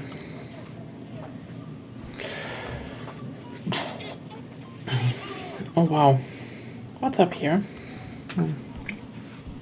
I really have to redo my Intel.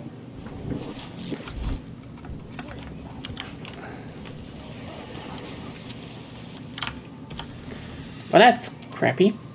Time to do this then, and I know. Need to put a new one down. And yeah, it is interesting because, you know, Battlefield was actually my main multiplayer game. Well, up until, you know, they kind of went with everything down in terms of support.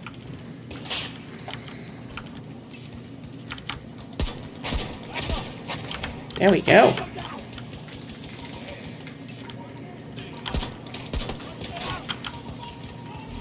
Objective is under our control.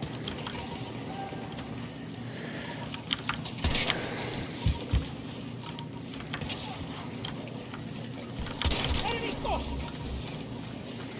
Yeah, now it actually keeps spotting. Good, good, good, good, good, good.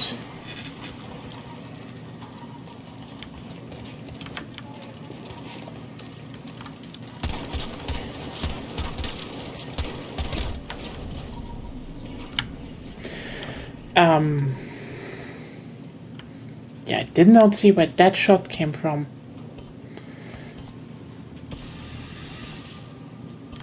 Well, oh yeah, this was my main multiplayer game, but now it's more like, you know, oh, if there's something, you know, I get in, play a bit, and it's interesting that in its final days, I usually come back when they're like, hey, we have a new co-op event going. I'm like, okay. It just interesting that I stopped playing this game a lot, mainly for the multiplayer.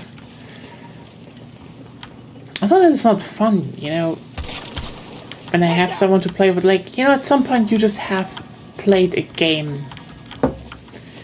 If, Need to reload. if it's not like a game that really constantly has new things to do. Like, for example, there's the interesting part of you could probably play something like you could finish a game, quote unquote, for yourself, like League of Legends, if it stopped producing content. Which it doesn't, because League of Legends constantly eats out characters. And with finishing, I mean more in the sense of you end up. You just end up playing every character you'd be interested in to death. That's one thing, because I wouldn't say, if you could say, oh hey, you technically have so many characters to play with, even though it's just, one map, basically. Like, the variation in it is just gigantic.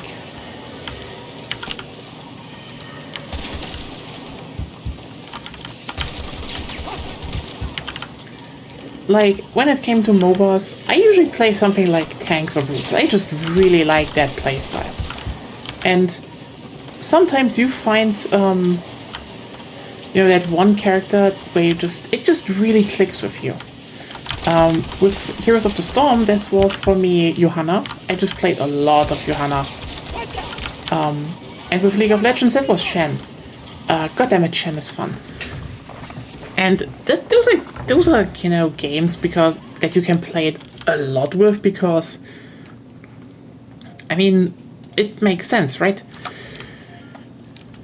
They just have so much variation in what could happen every single round. Rarely gets stale.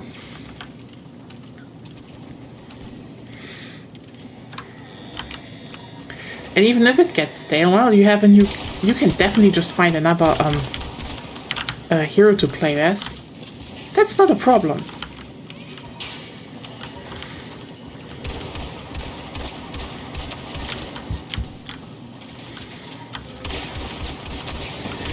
I think that is one of the key things. This time from you start and you think you have a game finished is... it is really depends on genre, by the way. Okay? Like, I'm not gonna sit here and being like, oh, you could technically play... I mean, technically you can play forever, but for the average person, there will be a time where they look at the game and just think like, I've kind of done everything I wanted to do.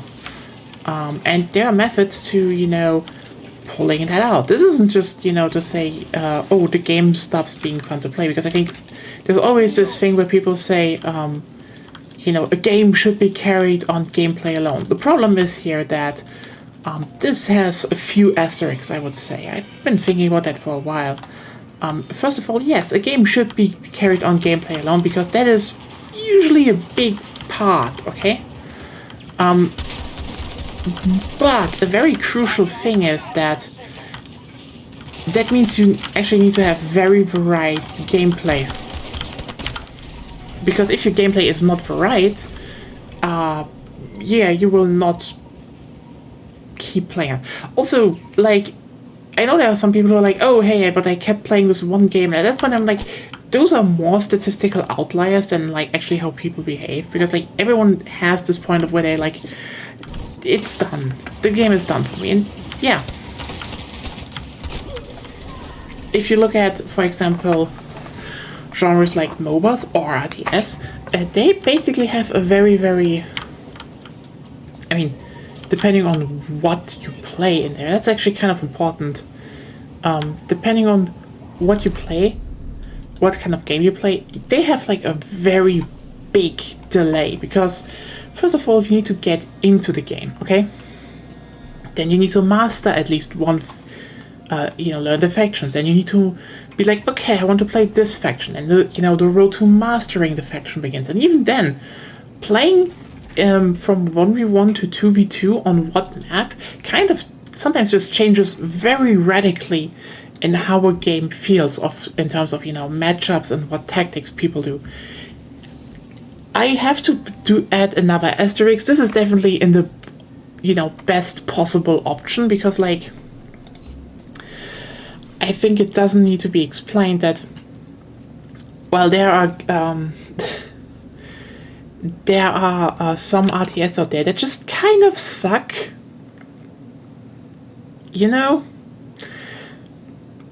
that's like a thing. I'm not gonna name names, but Command & Conquer. I mean, I know there's a big beef with people, what is a good RTS, but like the old Command & Conquer games are just not that good. I think we can safely say that. I know there's a weird thing that people keep trying to remake it, just keep copying them, and it's like, it's so weirdly desperate, because like, have some original ideas. This doesn't mean, that the original Command & Conquer games are that bad, but they're just also not that good in terms of what they are as an RTS, and they're very, very stale. Generals is amazing, though.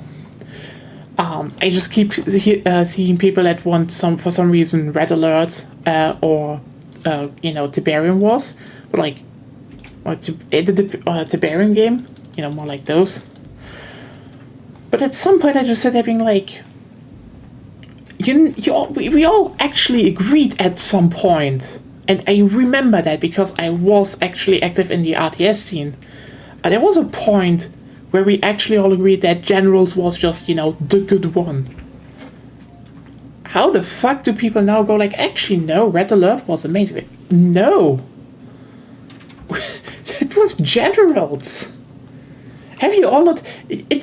You know how I cannot shake the feeling that there are like nowadays a lot of tourists just hanging out being like, oh, I'm an RTS fan, and they just hold up Red Alert because that thing has a name. Or like, actually StarCraft wasn't that good. You know what? A bit of a tangent.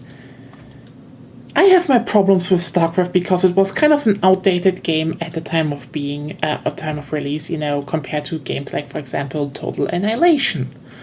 Even later, I would still say, some of the best RTS games out there are, the Dawn of War 1, Dark Crusade from Rally Games, and Supreme Commander. Those are like definitely the top 2 RTS games. I do not know which I would put at in the third slot. It could genuinely be Generals. So good on you, Command & Conquer. You have one in there. But Generals is like, yeah, I'm like, that is the one good one, but like also the guy that made Generals also made StarCraft 2, and was held back in what he wanted to achieve actually, and he also made Battle for Middle-earth, a game I would wholeheartedly put in third place if it wasn't such a technical wreckage.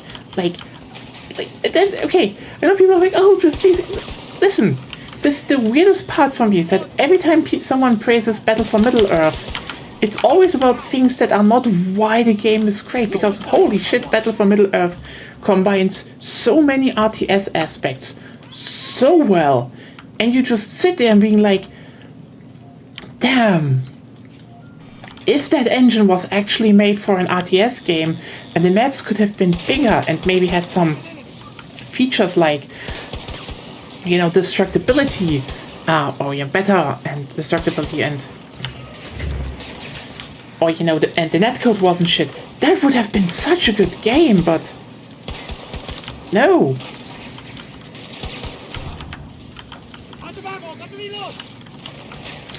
It's just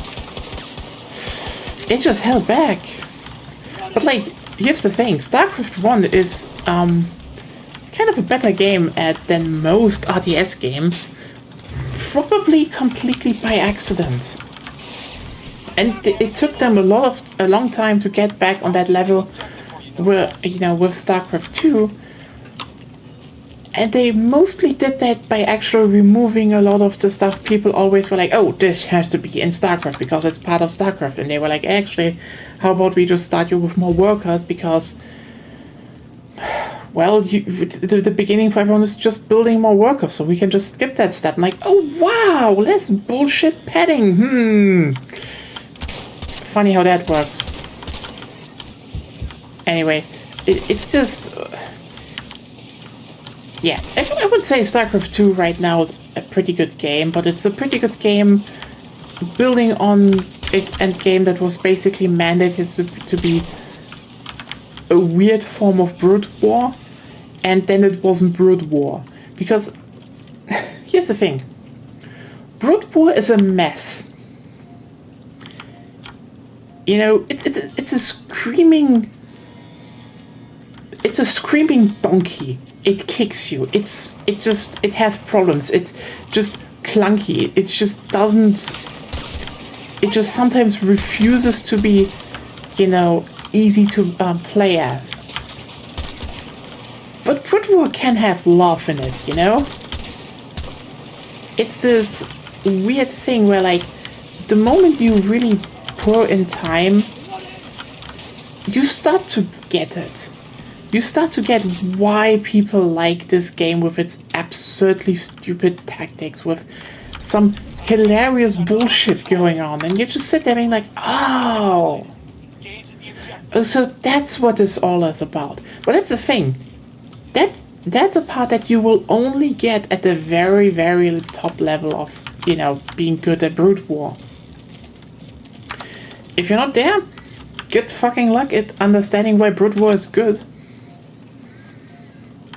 And even then, you will probably like something else more, because again, getting there is a different story. I mean, also, let's just be real, which is, you know, I think is a lot of times inflated. Brood War only got big because of South Korea. And it only got bigger in South Korea because, well, PCs were shit, but Brood War ran on the shit.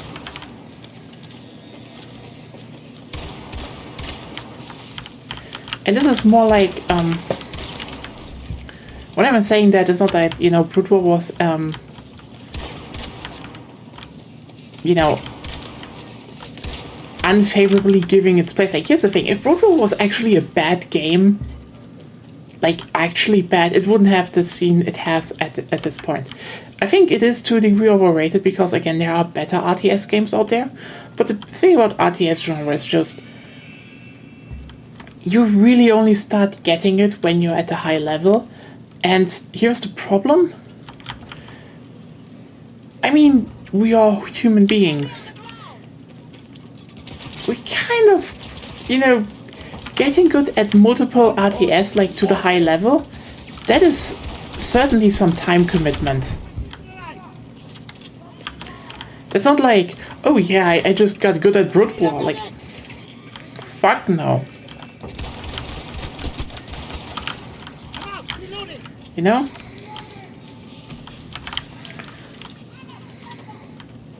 I can actually, you know, carry over certain skills because, well, I played my share of RTS games. For example, the macro game, I can definitely do that. That's not the hardest part. That's like actually, if you get into an RTS game that actually teaches you how to do macro well, and actually, you know, spot what is good macro stuff in other games, you will have such a good basis to enjoy different RTS, because you just have like the basic skill set at this point.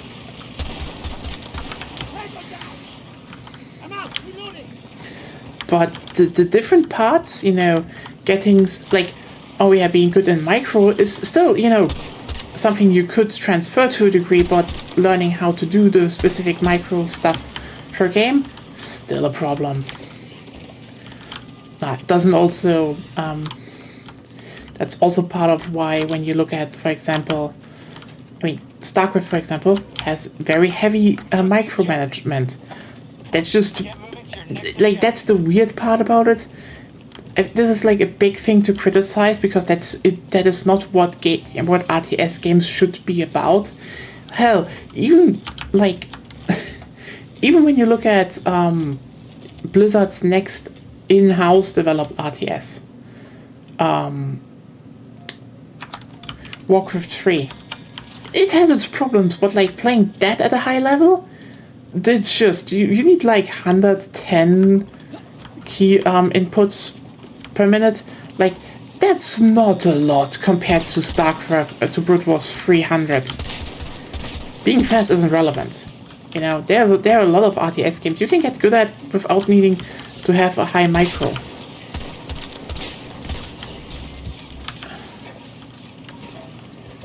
But also, yeah, that's like the weird part.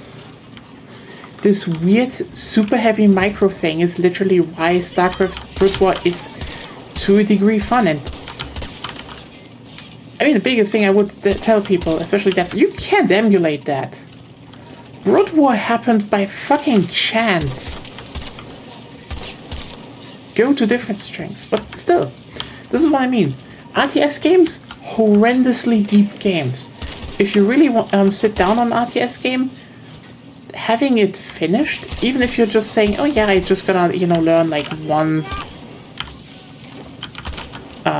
faction, you know, and such, you'd still have a long time until it will get stale. I think I have the problem with, you know, some of them getting stale because most of the times I only play against Agonia, and she wins. And working after her is a bit hard, but still, if it's relatively, you know, has a relatively active community, it's doable. Meanwhile, I would say most shooters don't have that luxury. I think they could have, but I think too many just sacrifice variety for other things, overlook it. Because I think getting death out of the game is hard, but there are methods, and really finding this part of, okay, how do we expand shit to be like a really deep game, that's not easy. That is not easy at all. There's a reason why you know, that there's a reason why, you know, Call of Duty at some point, you know, Infinity Ward just had this idea, hey, what if you just unlock some stuff and, you know, you can get maybe some cosmetic shit. And I know for some people this just killed the purity of the game, but like, it actually, I mean, yeah, it just kind of stretched very simplistically the time of I have done everything a bit further out, because that's also just a big problem. I have to say, no matter how fun a game is, especially when we talk about the shooter, you can't really, like, most people won't play something like, for example, Quake 3 24/7. And that is like a game where you can actually reach a pretty high skill level. It's just not something a lot of people would like to, even not commit to. It's just, at some point, it just gets boring. Because that's the irony about shooters. They get picked, you can pick them up really quickly. You can do a lot of stuff with them. But like, at some point, they're a bit repetitive, you know?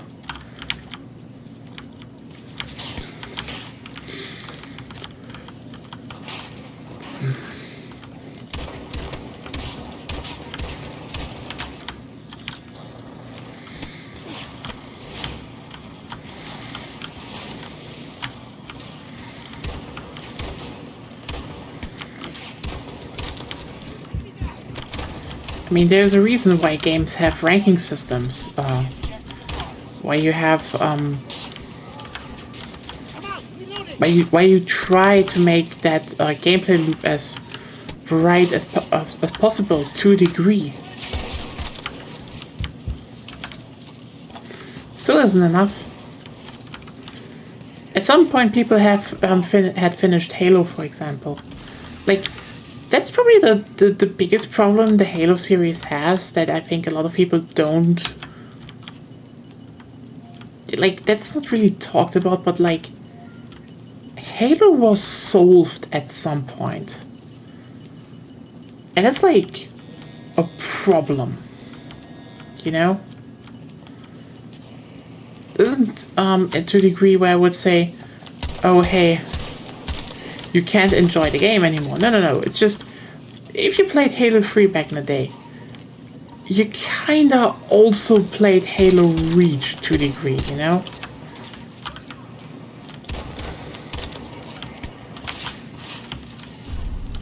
There were some differences, like for example, hey, you didn't have the battle rifle anymore, you had a DMR. Okay, You're going to be okay.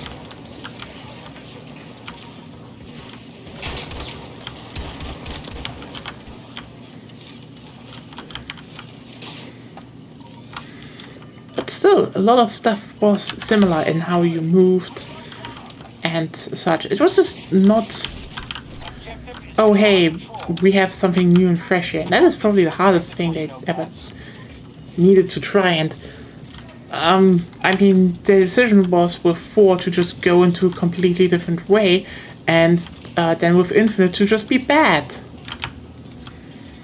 Yeah, sorry, Halo fans, I said it. Halo Infinite isn't really that good. I'm sorry. Like,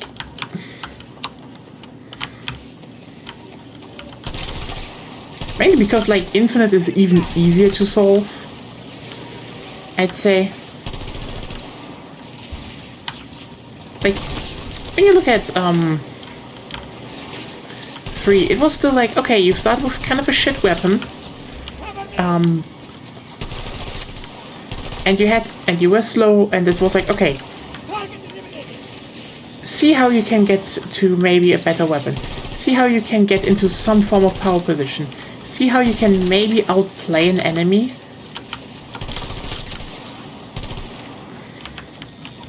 With the tools that you have. That was a big tension part of 3, you know? And in Infinite it's like, oh hey, your starting weapon is now good. And the other starting weapon is also good. And you don't really need to do the power weapons because they kind of suck.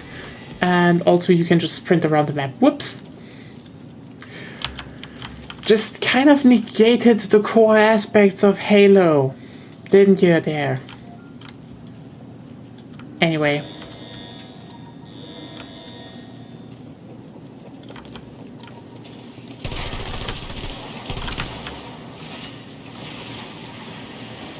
Yeah, where I want to go with that? I think I want to talk about that distinct difference, because yeah, for me, Battlefield is just, I don't know. I played this one I played a lot, but this was more due to the fact that they supported this one probably longer than most titles.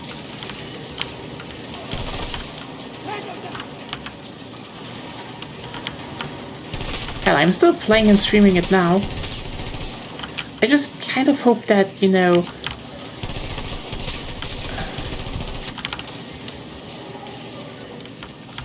there's a bit more to do and to find out in the next game.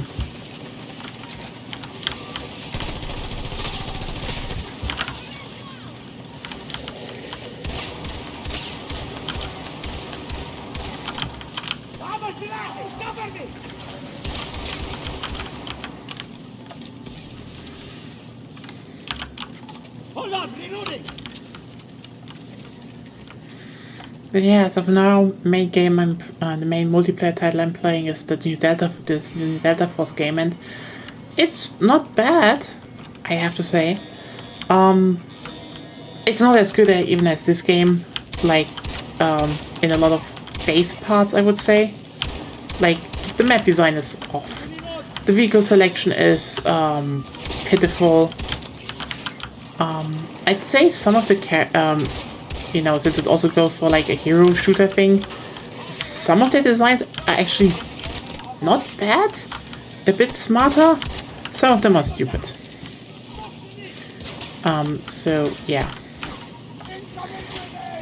I think just the big part why I like it right now is, well, you can fuck around with the weapons a lot. No, I didn't see shit. And that was generally fun.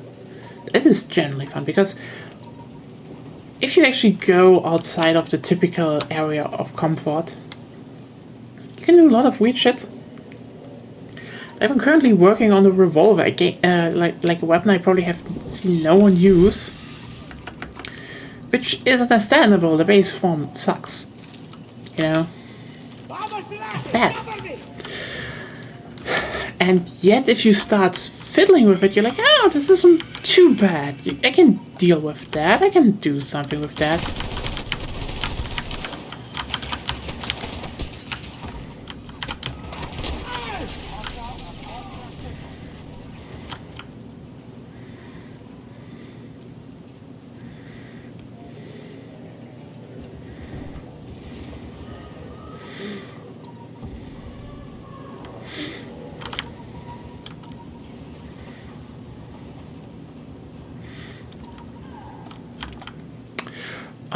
Yeah, hey, last public. Are you smart enough to do things? Or is this hopeless? It's hopeless. Are you running past me, you little...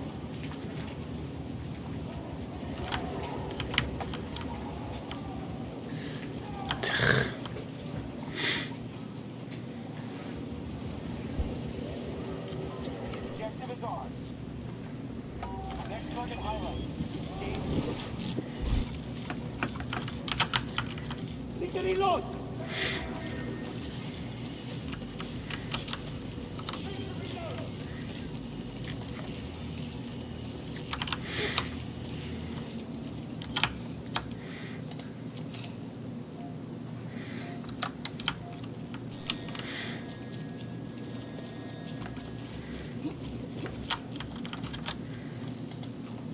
Grab some ammo.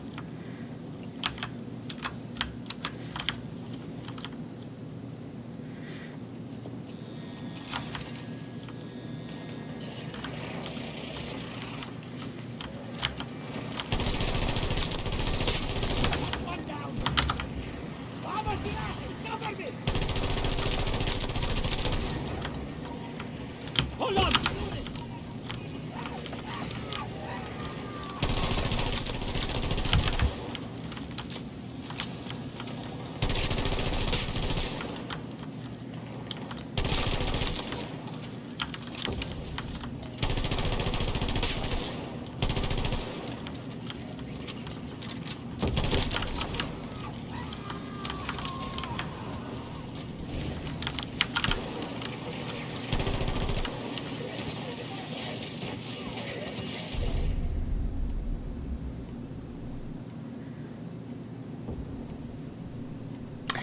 Oh.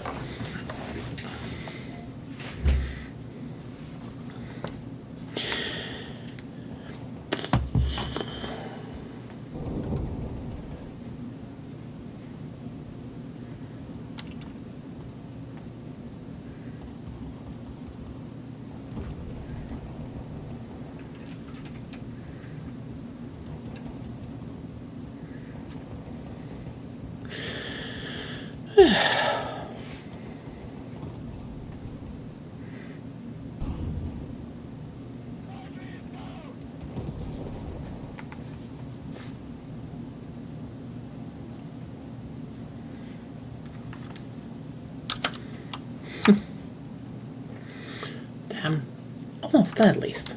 But yeah, there's at least something to do. So I think that's always something. Now I will hear properly. Oh, there's also something to do in Ragnarok Online. You could farm more Kukras on your time off. Oh, I see your nod. I see your smug nod. Do you have anything to say? Kukra. Kukra farm. Yeah, I know. We need more earthworms. The dude, just magnificent name for.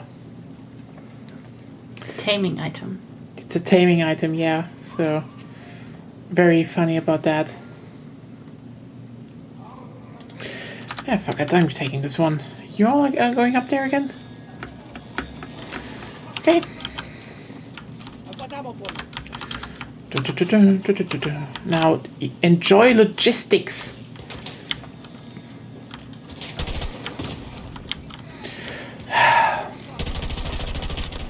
Hostile neutralized.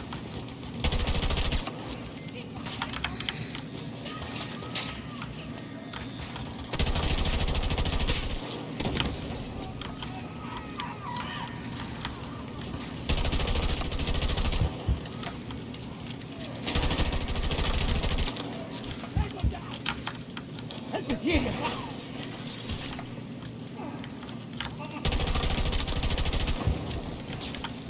Out of ammo, let's reload.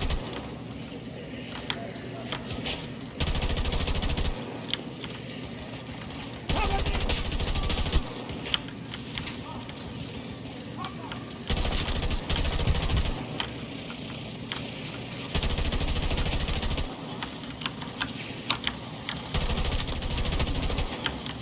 Need to reload.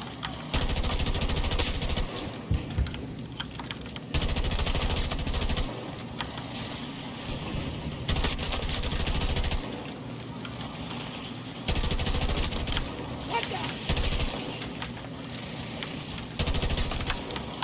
Come out, reloading.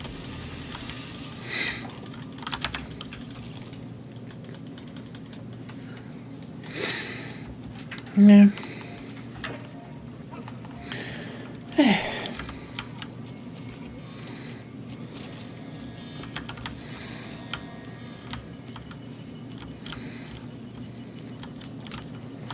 Yo, Publix.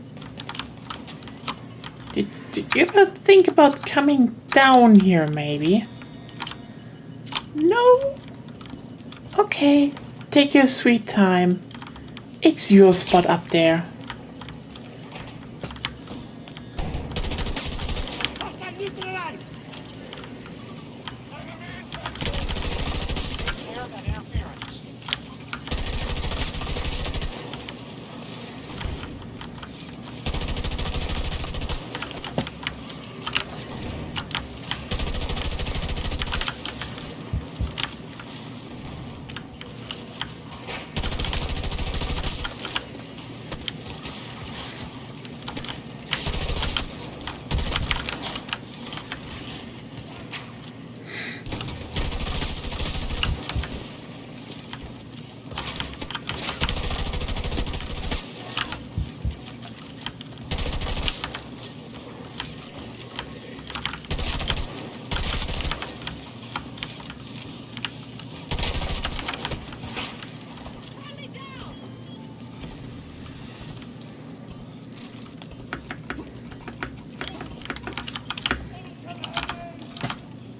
You die native first, there's a battle to win. Hold on, reloading.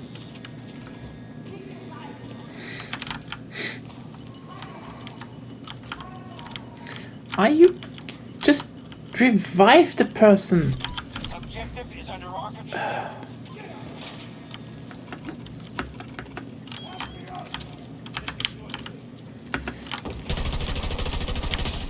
That's one down. Oh, stay alert.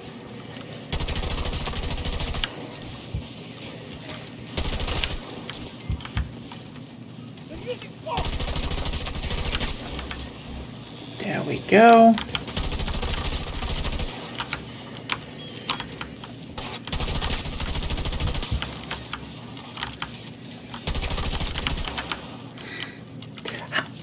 The fuck is going on with these Publics? Need you back in this fight.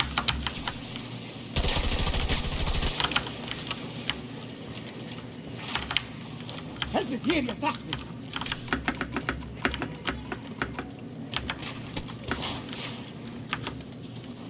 Ammunition.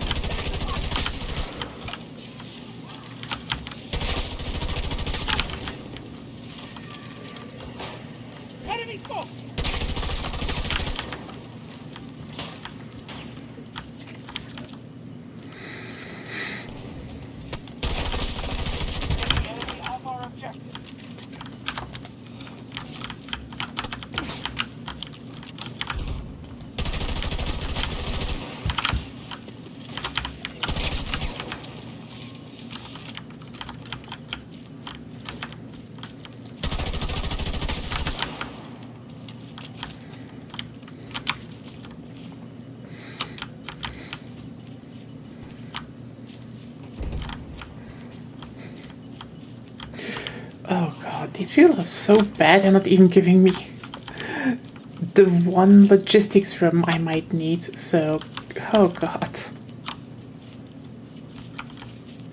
Like, holy shit.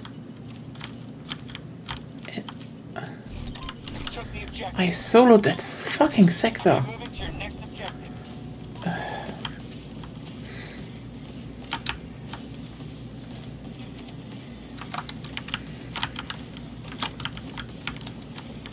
Take some ammunition.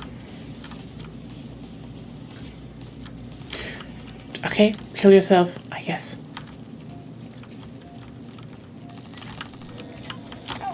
Yeah. Are you all dumb? I guess.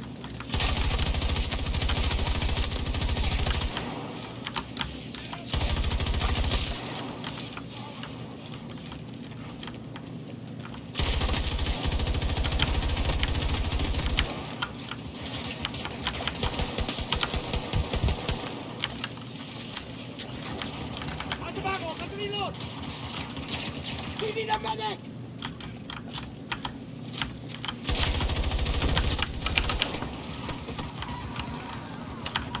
That's the engagement area. We need you back.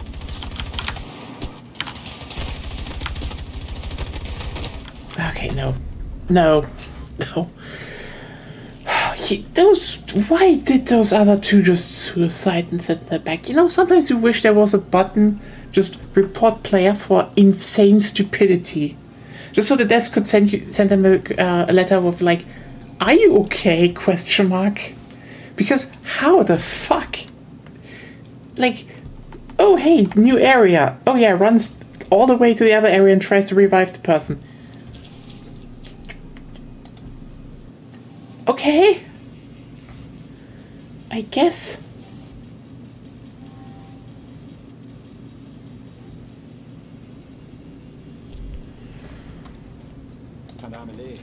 God.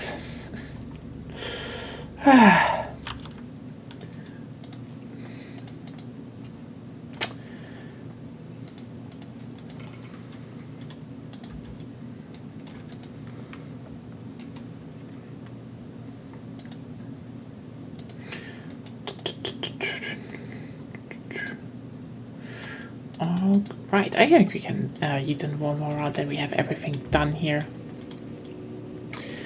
I think my biggest problem right now is I actually... Okay, so here's the thing. If you think, wow, yeah, you're streaming 2 days back to back, yeah. That's not my biggest problem. My biggest problem is that I actually need to stay awake this whole night, okay? I don't think my body can stay awake the whole night. This is a problem.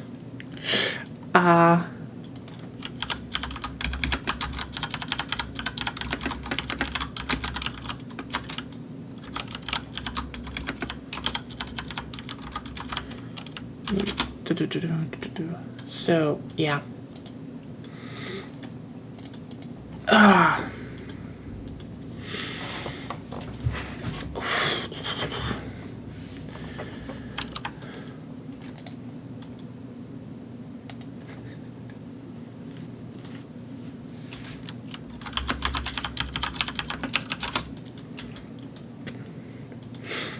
Ooh.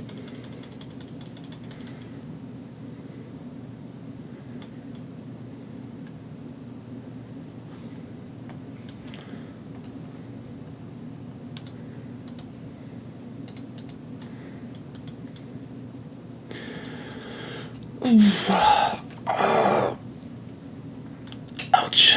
You know, stretch from time to time. It actually helps really much. It helps a lot.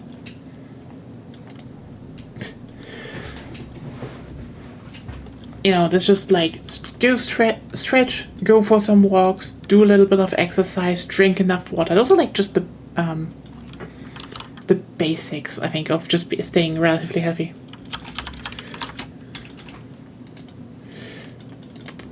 Oh yeah, let's go in. Just a final one. Let's get this one up a bit.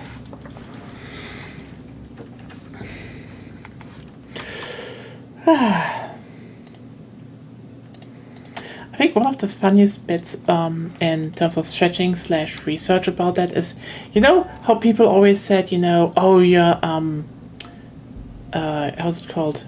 If you, you know, not, I don't know how you call it in English, but like, you know, if you stretch a bit of your finger muscles, they go like clack clack.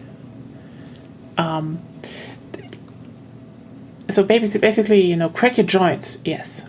So people were like, you know, people were saying, this is ruining your joints if you keep doing that. And there is no medical evidence that that is in any shape or form true. And you know why we know that? Because there was one scientist, and I shit you not, because his mother kept saying that. He actually went and were like, okay, Mom, fuck you. I'm going to do a test. So he literally cracked, I think, his left hand or right hand. It's one of his hands exclusively for 20 years once a day. And recorded every single, recorded every single bit of what could, what changed. This is like this is so funny because this led to the fact that he basically showed that no, you don't have any long-term problems if you keep doing that every day, because literally he kept doing it with one hand and not with the other. That's like, yeah, this was a legitimate long-term study. As hilarious as it sounds, it was a legitimate long-term study. But also, holy shit, it was a long-term study to spite his mother. That is just a power move, you know? Like, imagine if your mom says, oh no, don't look at the monitor too much. It will hurt your eyes. And you just literally start, just for 10 years, have a very specific set of media you will watch exactly once per day and nothing else, and then just test your eyes every single year. Just to spite your mom.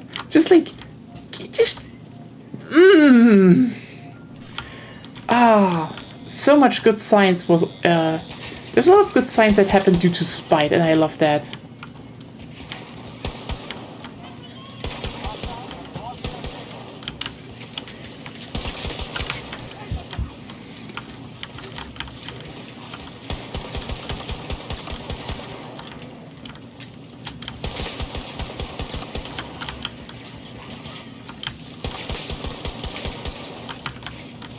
Reloading!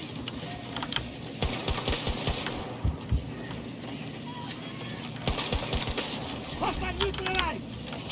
Vamos, Siraje! Cover me! Nice.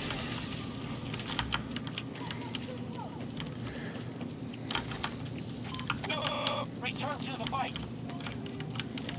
Oh, I thought we already had this done. Ah, well, then not.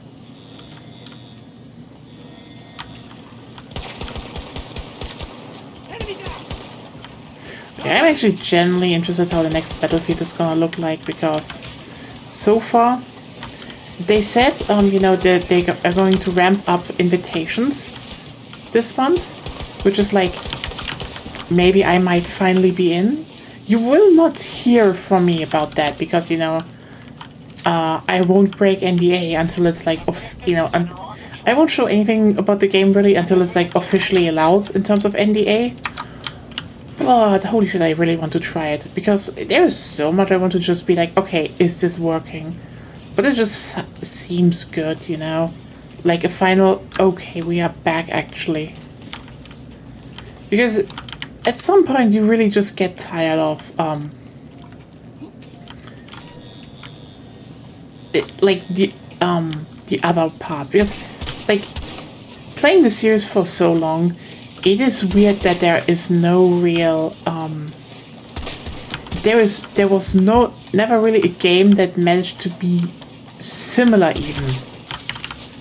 Okay, actually that's a lie. There was exactly one singular game that managed to be actually similar. But I mean, that thing was also made by kind of legendary developers at that point, so Cover me! yeah. Never happened again, so weird.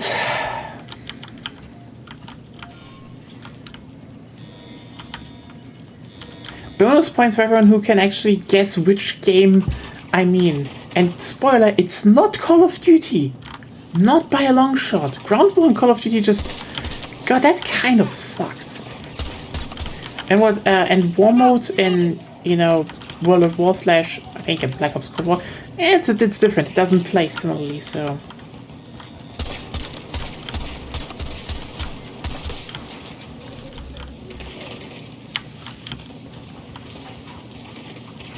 Get the enemy off our objective. Target eliminated!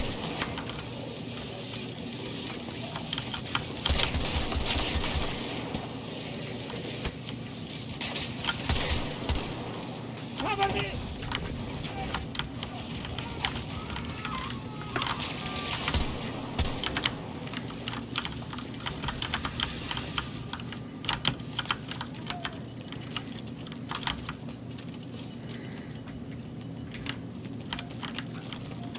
Took the objective. Mark the new objective for you, notepads.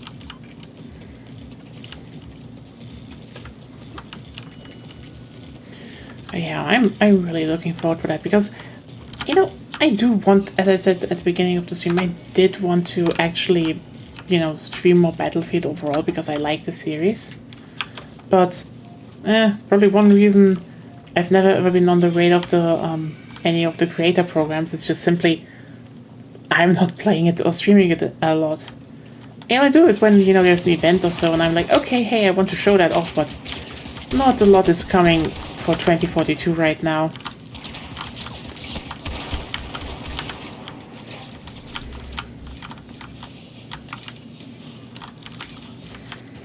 So yeah, very much excited, especially for launch time. That's launch week's gonna be big. Reloading! Gonna get hopefully gonna get the squad up and such. I really don't know how big it's gonna be, like, because it's so interesting actually to see this thing just brewing and like as if the Battlefield series has just lost the mainstream you know, kind of the mainstream observation, you know, the crowd appeal, and that's fascinating where it was. You know, because people talk about, you know, how the video game industry is kind of fucked right now and everything, and that I don't know.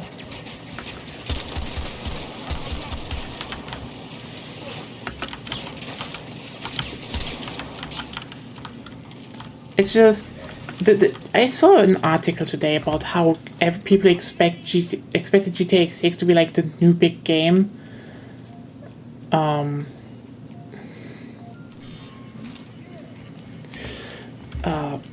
like and you know getting people to play and, you know, boosting maybe, you know, a lot of game sales again, and I just find it interesting because first of all, I think GTA 6 probably will not reach the audience as it wants to. It probably reaches a different audiences. Probably still will be big, but like I think the next Battlefield is like a genuine sleeper agent. Like, okay, people, for example, are just they know that Call of Duty will be big. Okay, that's just a thing of people who play Call of Duty. Just play Call of Duty every year, okay? But there's not a real, you know, new big multiplayer game in years. And I think the interesting part about that is that there are a lot of people who are interested in Battlefield, obviously, but just don't follow the series anymore, even though, you know, it will probably be big.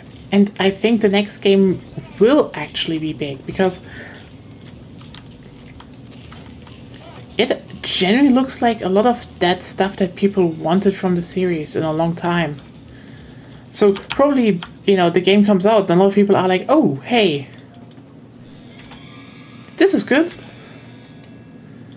And I think that's interesting, you know? Like, on just such a meta level. Because people think, you know, talk about what will be the next big game this year, and I can definitely point at 2 games I think that might break out. I think the surprise hit this year so far seems to be Clair Obscur Expedition 33. 2 million sales already. You know, for you know, a smaller, you know, mid-sized team, that's one hell of a good. I think, is it 2 or 4 million? It's just they just have really. I think they have 4 million. They just have a really good run right now in terms of sales. And I mean, apparently, it's also just a really good RPG. So yeah.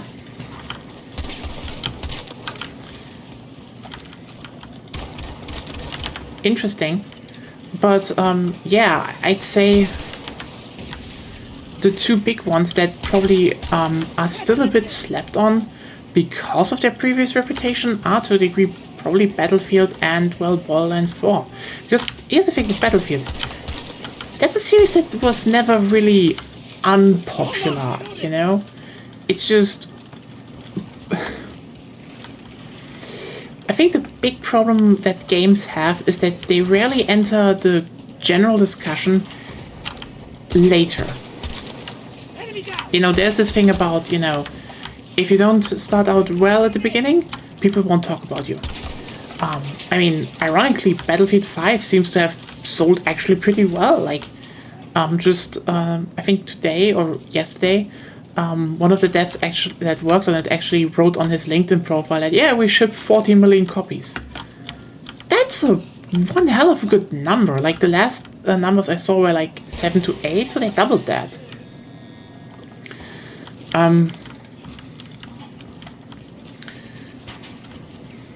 And despite, you know, the launch problems, I still say, like, yeah, 5 is just, it just has problems. But it's still interesting that if you look at the series as a whole, a lot of people keep playing it. It's just there is no unifying factor as of now, because everyone, right, kind of has their own thing they kind of like to play, and it's also limited by technology. Like, as much as people would like to play Battlefield 3, you know why they're not playing it? It's kind of a technical nightmare, just period. So a lot of people play Battlefield 4, which is just kind of the worst game, but, you know, it is a weird, there's a weird cult now, as in Battlefield 4 was always good, and, like, no, tech-wise, it was worse worse than 3 at launch, and gameplay-wise, it was just never as clean, so,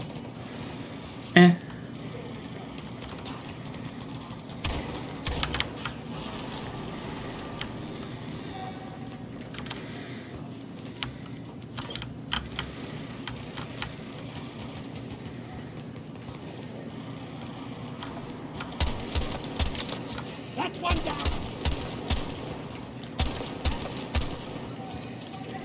But yeah, this idea of a unifying game is just interesting, because I think that might be the next one, and probably a lot of people will be shocked when, you know, the game comes out and they're like, wait, this looks good. Because I think, and this is one reason why I keep telling people Battlefield is still a fun game, because I think a lot of people are generally tired that a lot of games nowadays are just a very small circle of, you know,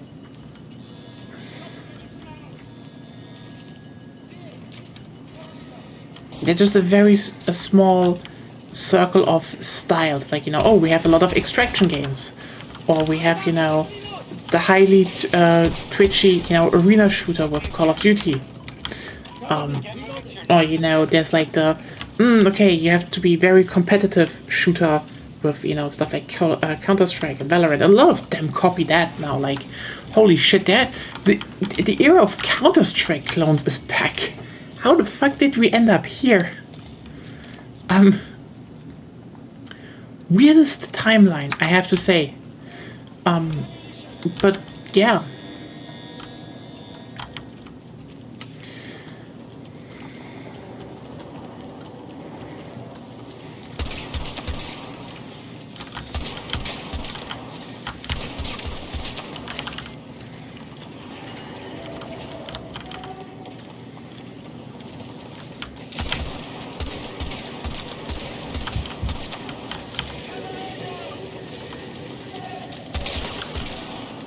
Reloading!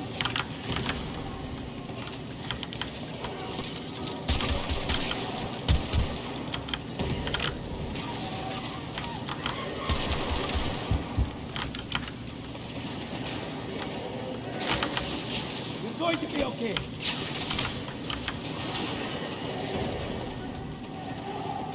Stay down! Get down!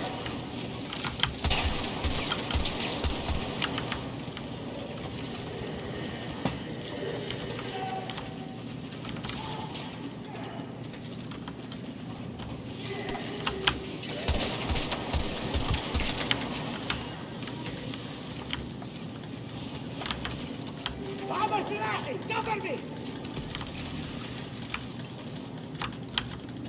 Spare ammo needed. You have the ammo. Yeah. So this might definitely be one of those games where probably a lot of people are like, wait, I can just jump in the tank and goof around and have some fun. And like, yeah, that's probably gonna be the case. That's probably gonna be very appealing. It just...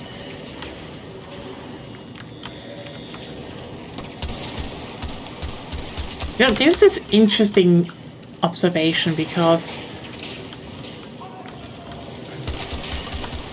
You know, this saying that the people, you know, people don't know what they want. They can just repeat what they already know. And that is just so true in my opinion because like, you know, oh, I have this one game I like to play. Then the question is, oh, what do you like to play? I mean, that one game. So everyone's like, okay, maybe we should make more of that one game. And the answer is actually no. Because people usually want to play something else instead. Because there are only two types of... Okay, this is generalizing. But basically, you have two types of players. One that play one type of game exclusively and only that game. And it's really hard to get them to switch. These people, you will not get. Period. They have their favorite game. They will not switch. It's just, it's a fool's errand. Do not even try. These people are also very vocal online because, you know, they're very invested in, you know, constantly saying that the one game they like is the best. And other games should be like that. But yeah, fool's errand. And the other type of people are those that play multiple games, and they usually want to play games that do not cover what they are currently playing.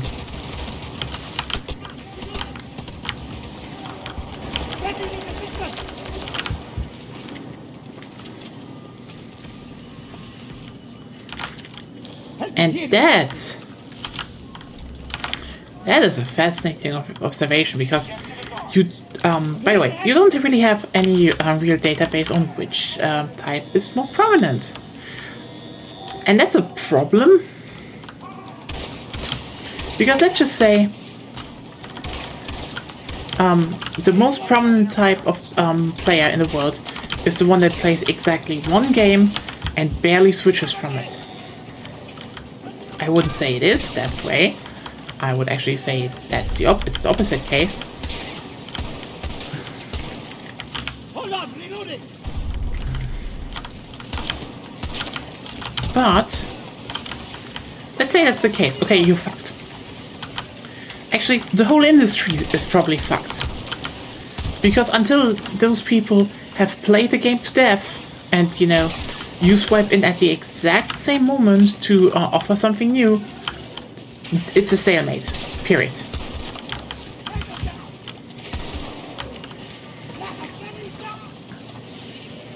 Like, that's the thing.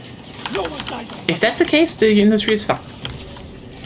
That still means that the small part of people who just want another game to fill their niche, yeah, you should cater to those. But if they're the main part, well, then you should cater to them anyway.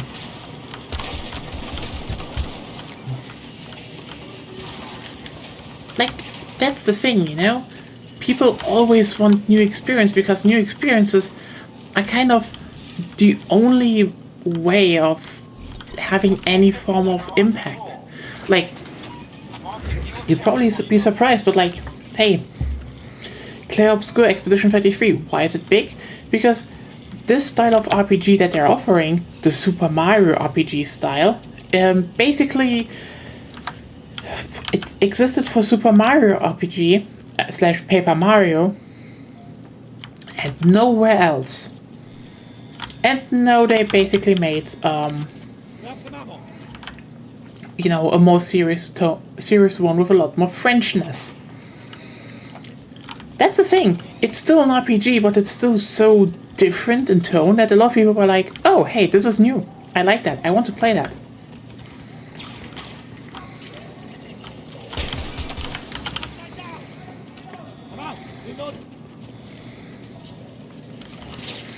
And this difference in tone, this difference in feeling is like the key to actually being successful right now. Because like, I think currently there's a lot of problems going around the industry. Like, for example, it just was too big, you know? Like the video game industry just factually became too big. It had insane growth, and like around another insane growth moment during the pandemic, you know, as it probably was slowly plateauing at a point, it just kind of was overstretched. Like, keep in mind, we're basically looking back at the most successful decade in gaming history. Just factually, like, more people than ever played games. Not only that, game series that were declared niche for audiences suddenly became huge.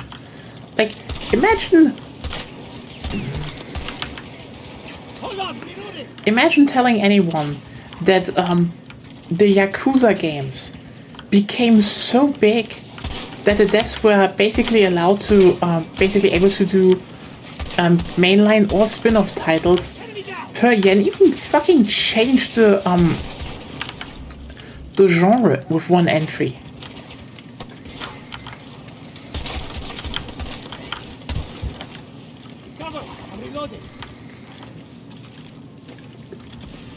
If you told that someone at the end of the 2000s, they would be like, what the fuck, the Yakuza series?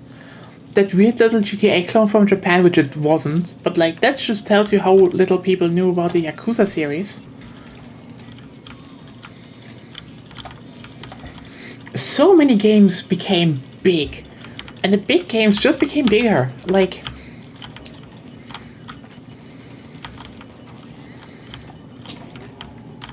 yeah.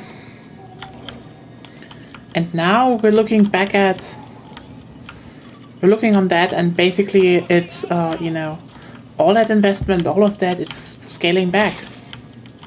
It's still bad because, like, to a degree, we should have just said that, you know, it never had to get to that place. It should have come to that in the first place, because this is bad right now. You know, I'm not saying, you know, this is, you know, good or anything. This is to a degree a natural process, because, you know, everything was bloated and now it just unbloats itself. But this isn't like saying, oh, this is good or anything. This is like bad still, because, you know, people are losing their fucking job. Oh, you know, preventable things. There could have been, you know, a bit more sustainability. But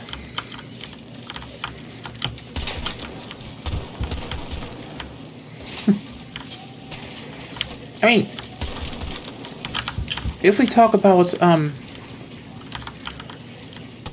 what games failed and how they did it, how they failed, there's also just the problem that I think with this growth in video games, I think a lot of studios just never really vetted who are at the helm.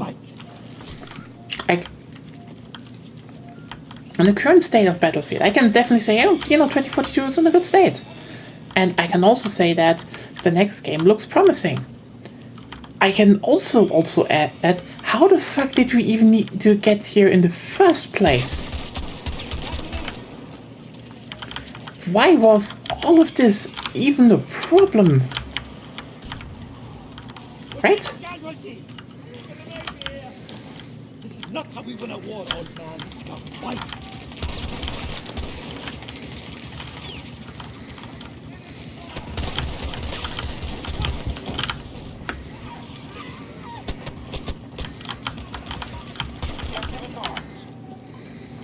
Next target highlighted.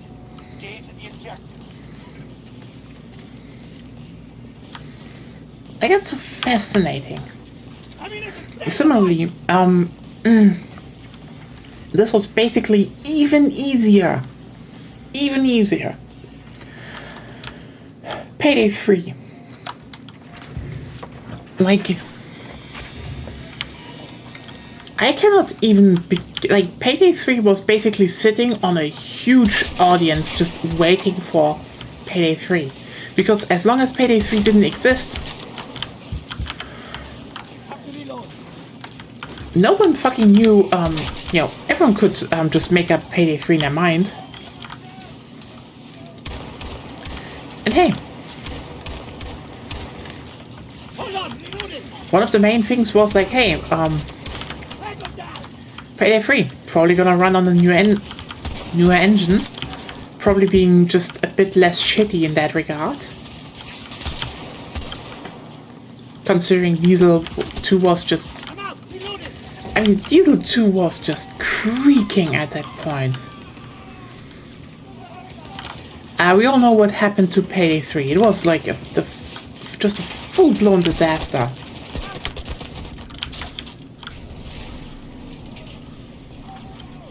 Which is absurd if you think about it. But it's just such an obvious thing of... They just had money and were like, oh, we should do this game, and didn't even know what they wanted to do for the game. Other than, we gotta make Payday 3, and the plan was to make Payday 3, and the concept was to make Payday 3, and that was it. There was just nothing about this game where I'm like, you know, oh, there is a clear vision behind that. It was just something that they did, and I think getting to that point is probably the big problem, because whenever I look at the recent years, and I can see games succeeding. You know, even games where people didn't expect they would succeed. Like, for example, Helldivers 2 is actually a good example, because people clearly wanted a new co-op game that did something new and interesting. It's just... Well, Payday 3 came out, and it clearly wasn't that game, and a few months later, Helldivers 2 came out, and it clearly was that game.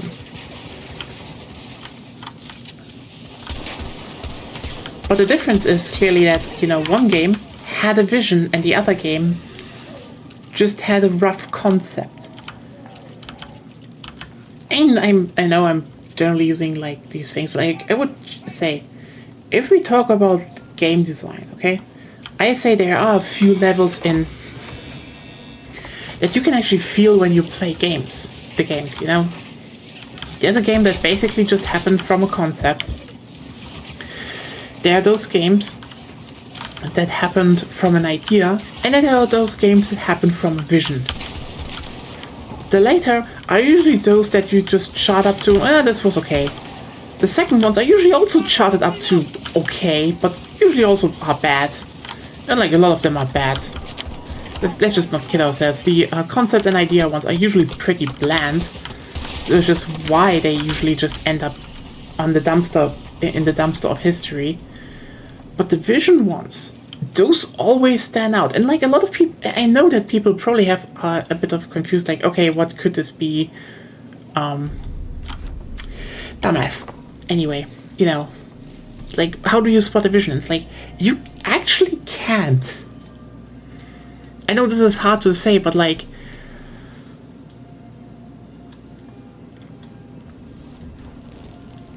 the thing about a vision is just, it's always a lot of very individual parts that kind of, when they work, like, individual parts that don't even need to be unique to a game, but how they fit, when they just fit together right.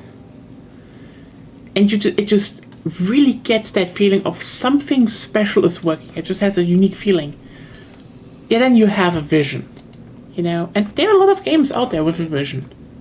Like, yeah, big example, I would say Helldivers 2. I can definitely say how they, you know, later fucked up the balancing and such, but like the core idea of the game never went away. There was always a big vision of how this game is supposed to feel, and then it's executed flawlessly to the... Like, if you play nowadays Helldivers, the only game that is somewhat similar is EDF, and EDF is different. It also does like a lot of things very, very, very differently. Yeah, that is just fascinating in my opinion. But I mean, yeah, the gaming industry has become bigger, and I think games with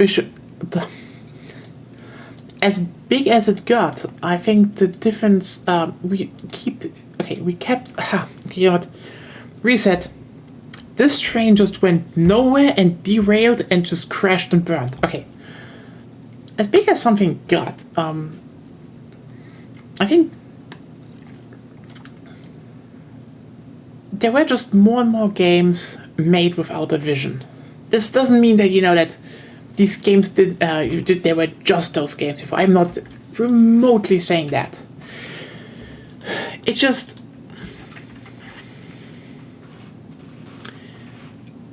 we had a few more breakouts over the I would definitely say during the last decade, a lot of those games in the indie sphere and also the bigger sphere just came more to light, you know? Like the Yakuza series didn't...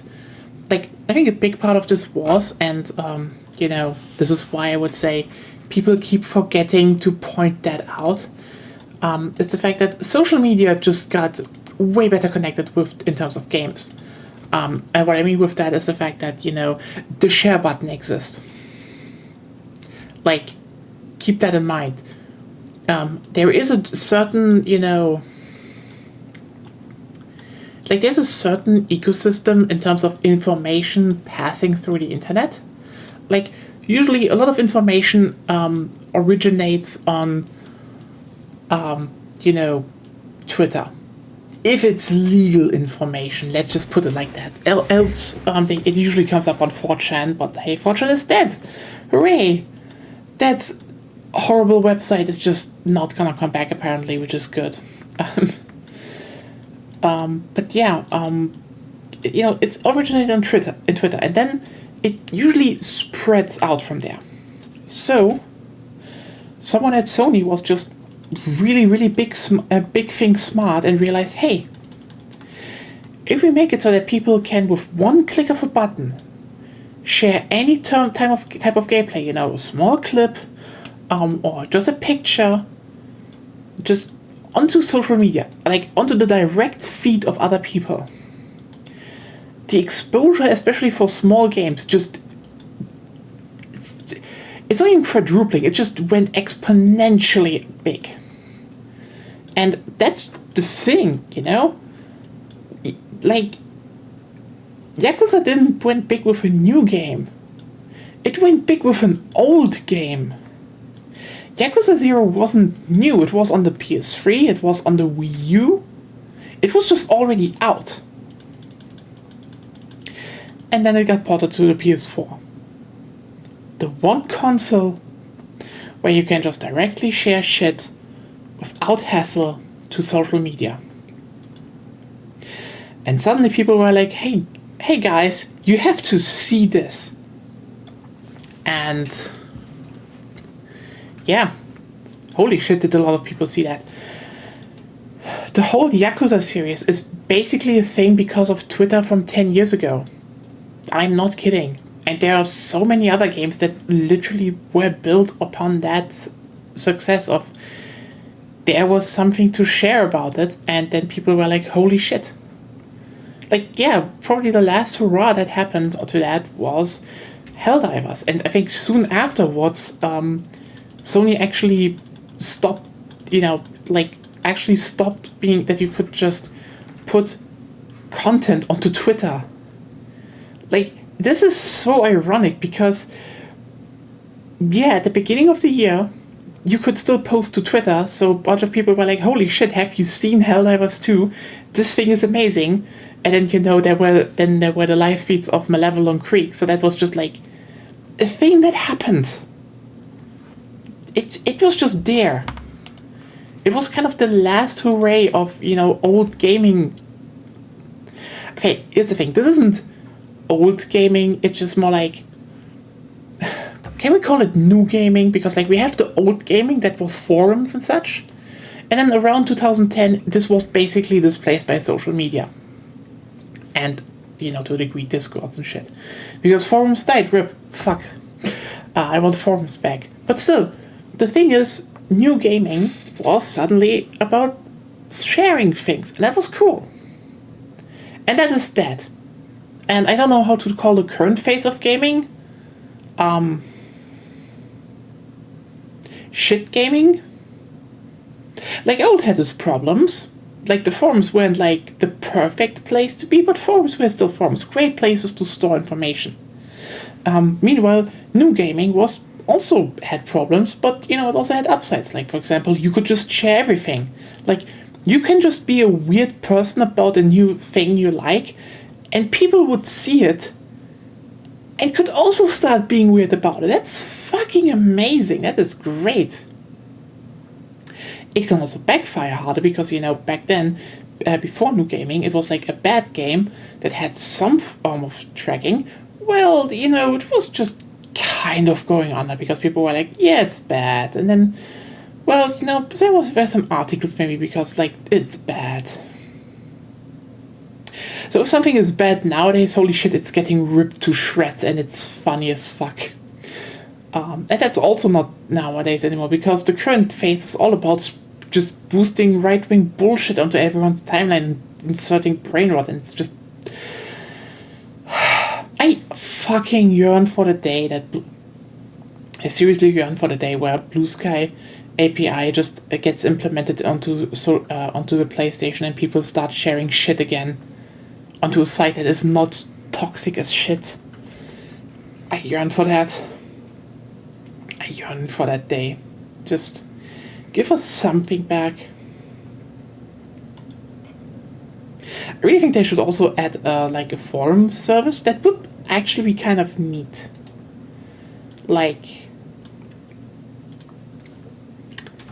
Not Reddit, but something like that. That would be actually kind of neat. Anyway, yeah. I don't know. I actually don't know where to go anywhere with this. It's just, current gaming sucks. People don't share anymore. It's all just bullshit. It's all just right-wing activity. Hope you like me playing a bit of Battlefield for once. I should wrap this up because I have a whole night ahead of me, which is 8 hours. Seriously fucking wish me luck that I'm not too dead for Borderlands tomorrow. Today. Oh god. Have a good night, everyone. And stay safe, stay healthy. I didn't want to, doom-monger a bit too much, but it sucks right now. I do hope there are some breakouts coming. Just a little bit of joy for everyone. And if they are coming, I will be there. The next big one is gonna be VK3. That's next month! Yay! You be there for chapters of commerce. It's gonna be amazing. probably not amazing, but it's, okay, actually it's gonna be fucking amazing. Have you seen what they're doing? Like, you can make treaties now. You have like an actual world market. You can invade through other countries. You can demand access. You just have... Oh my god, there's so much interesting shit to play as now. Like, the thing is, not much will probably change in terms of power ranking, but like, you know, only thinking about, for example, the, you know, that absolute minuscule small country up near Nepal that is like the worst country to start as in Wiki 3? Might be a bit easier to play it now. Maybe. I don't know if we should ever do this on stream, but you can do it now, and that's gonna be interesting. So yeah. See you around. See you tomorrow. Depending on how well I'm doing with Borderlands. Agonia will also be there. Hopefully. Have a good night and sleep well. Stay healthy. See ya.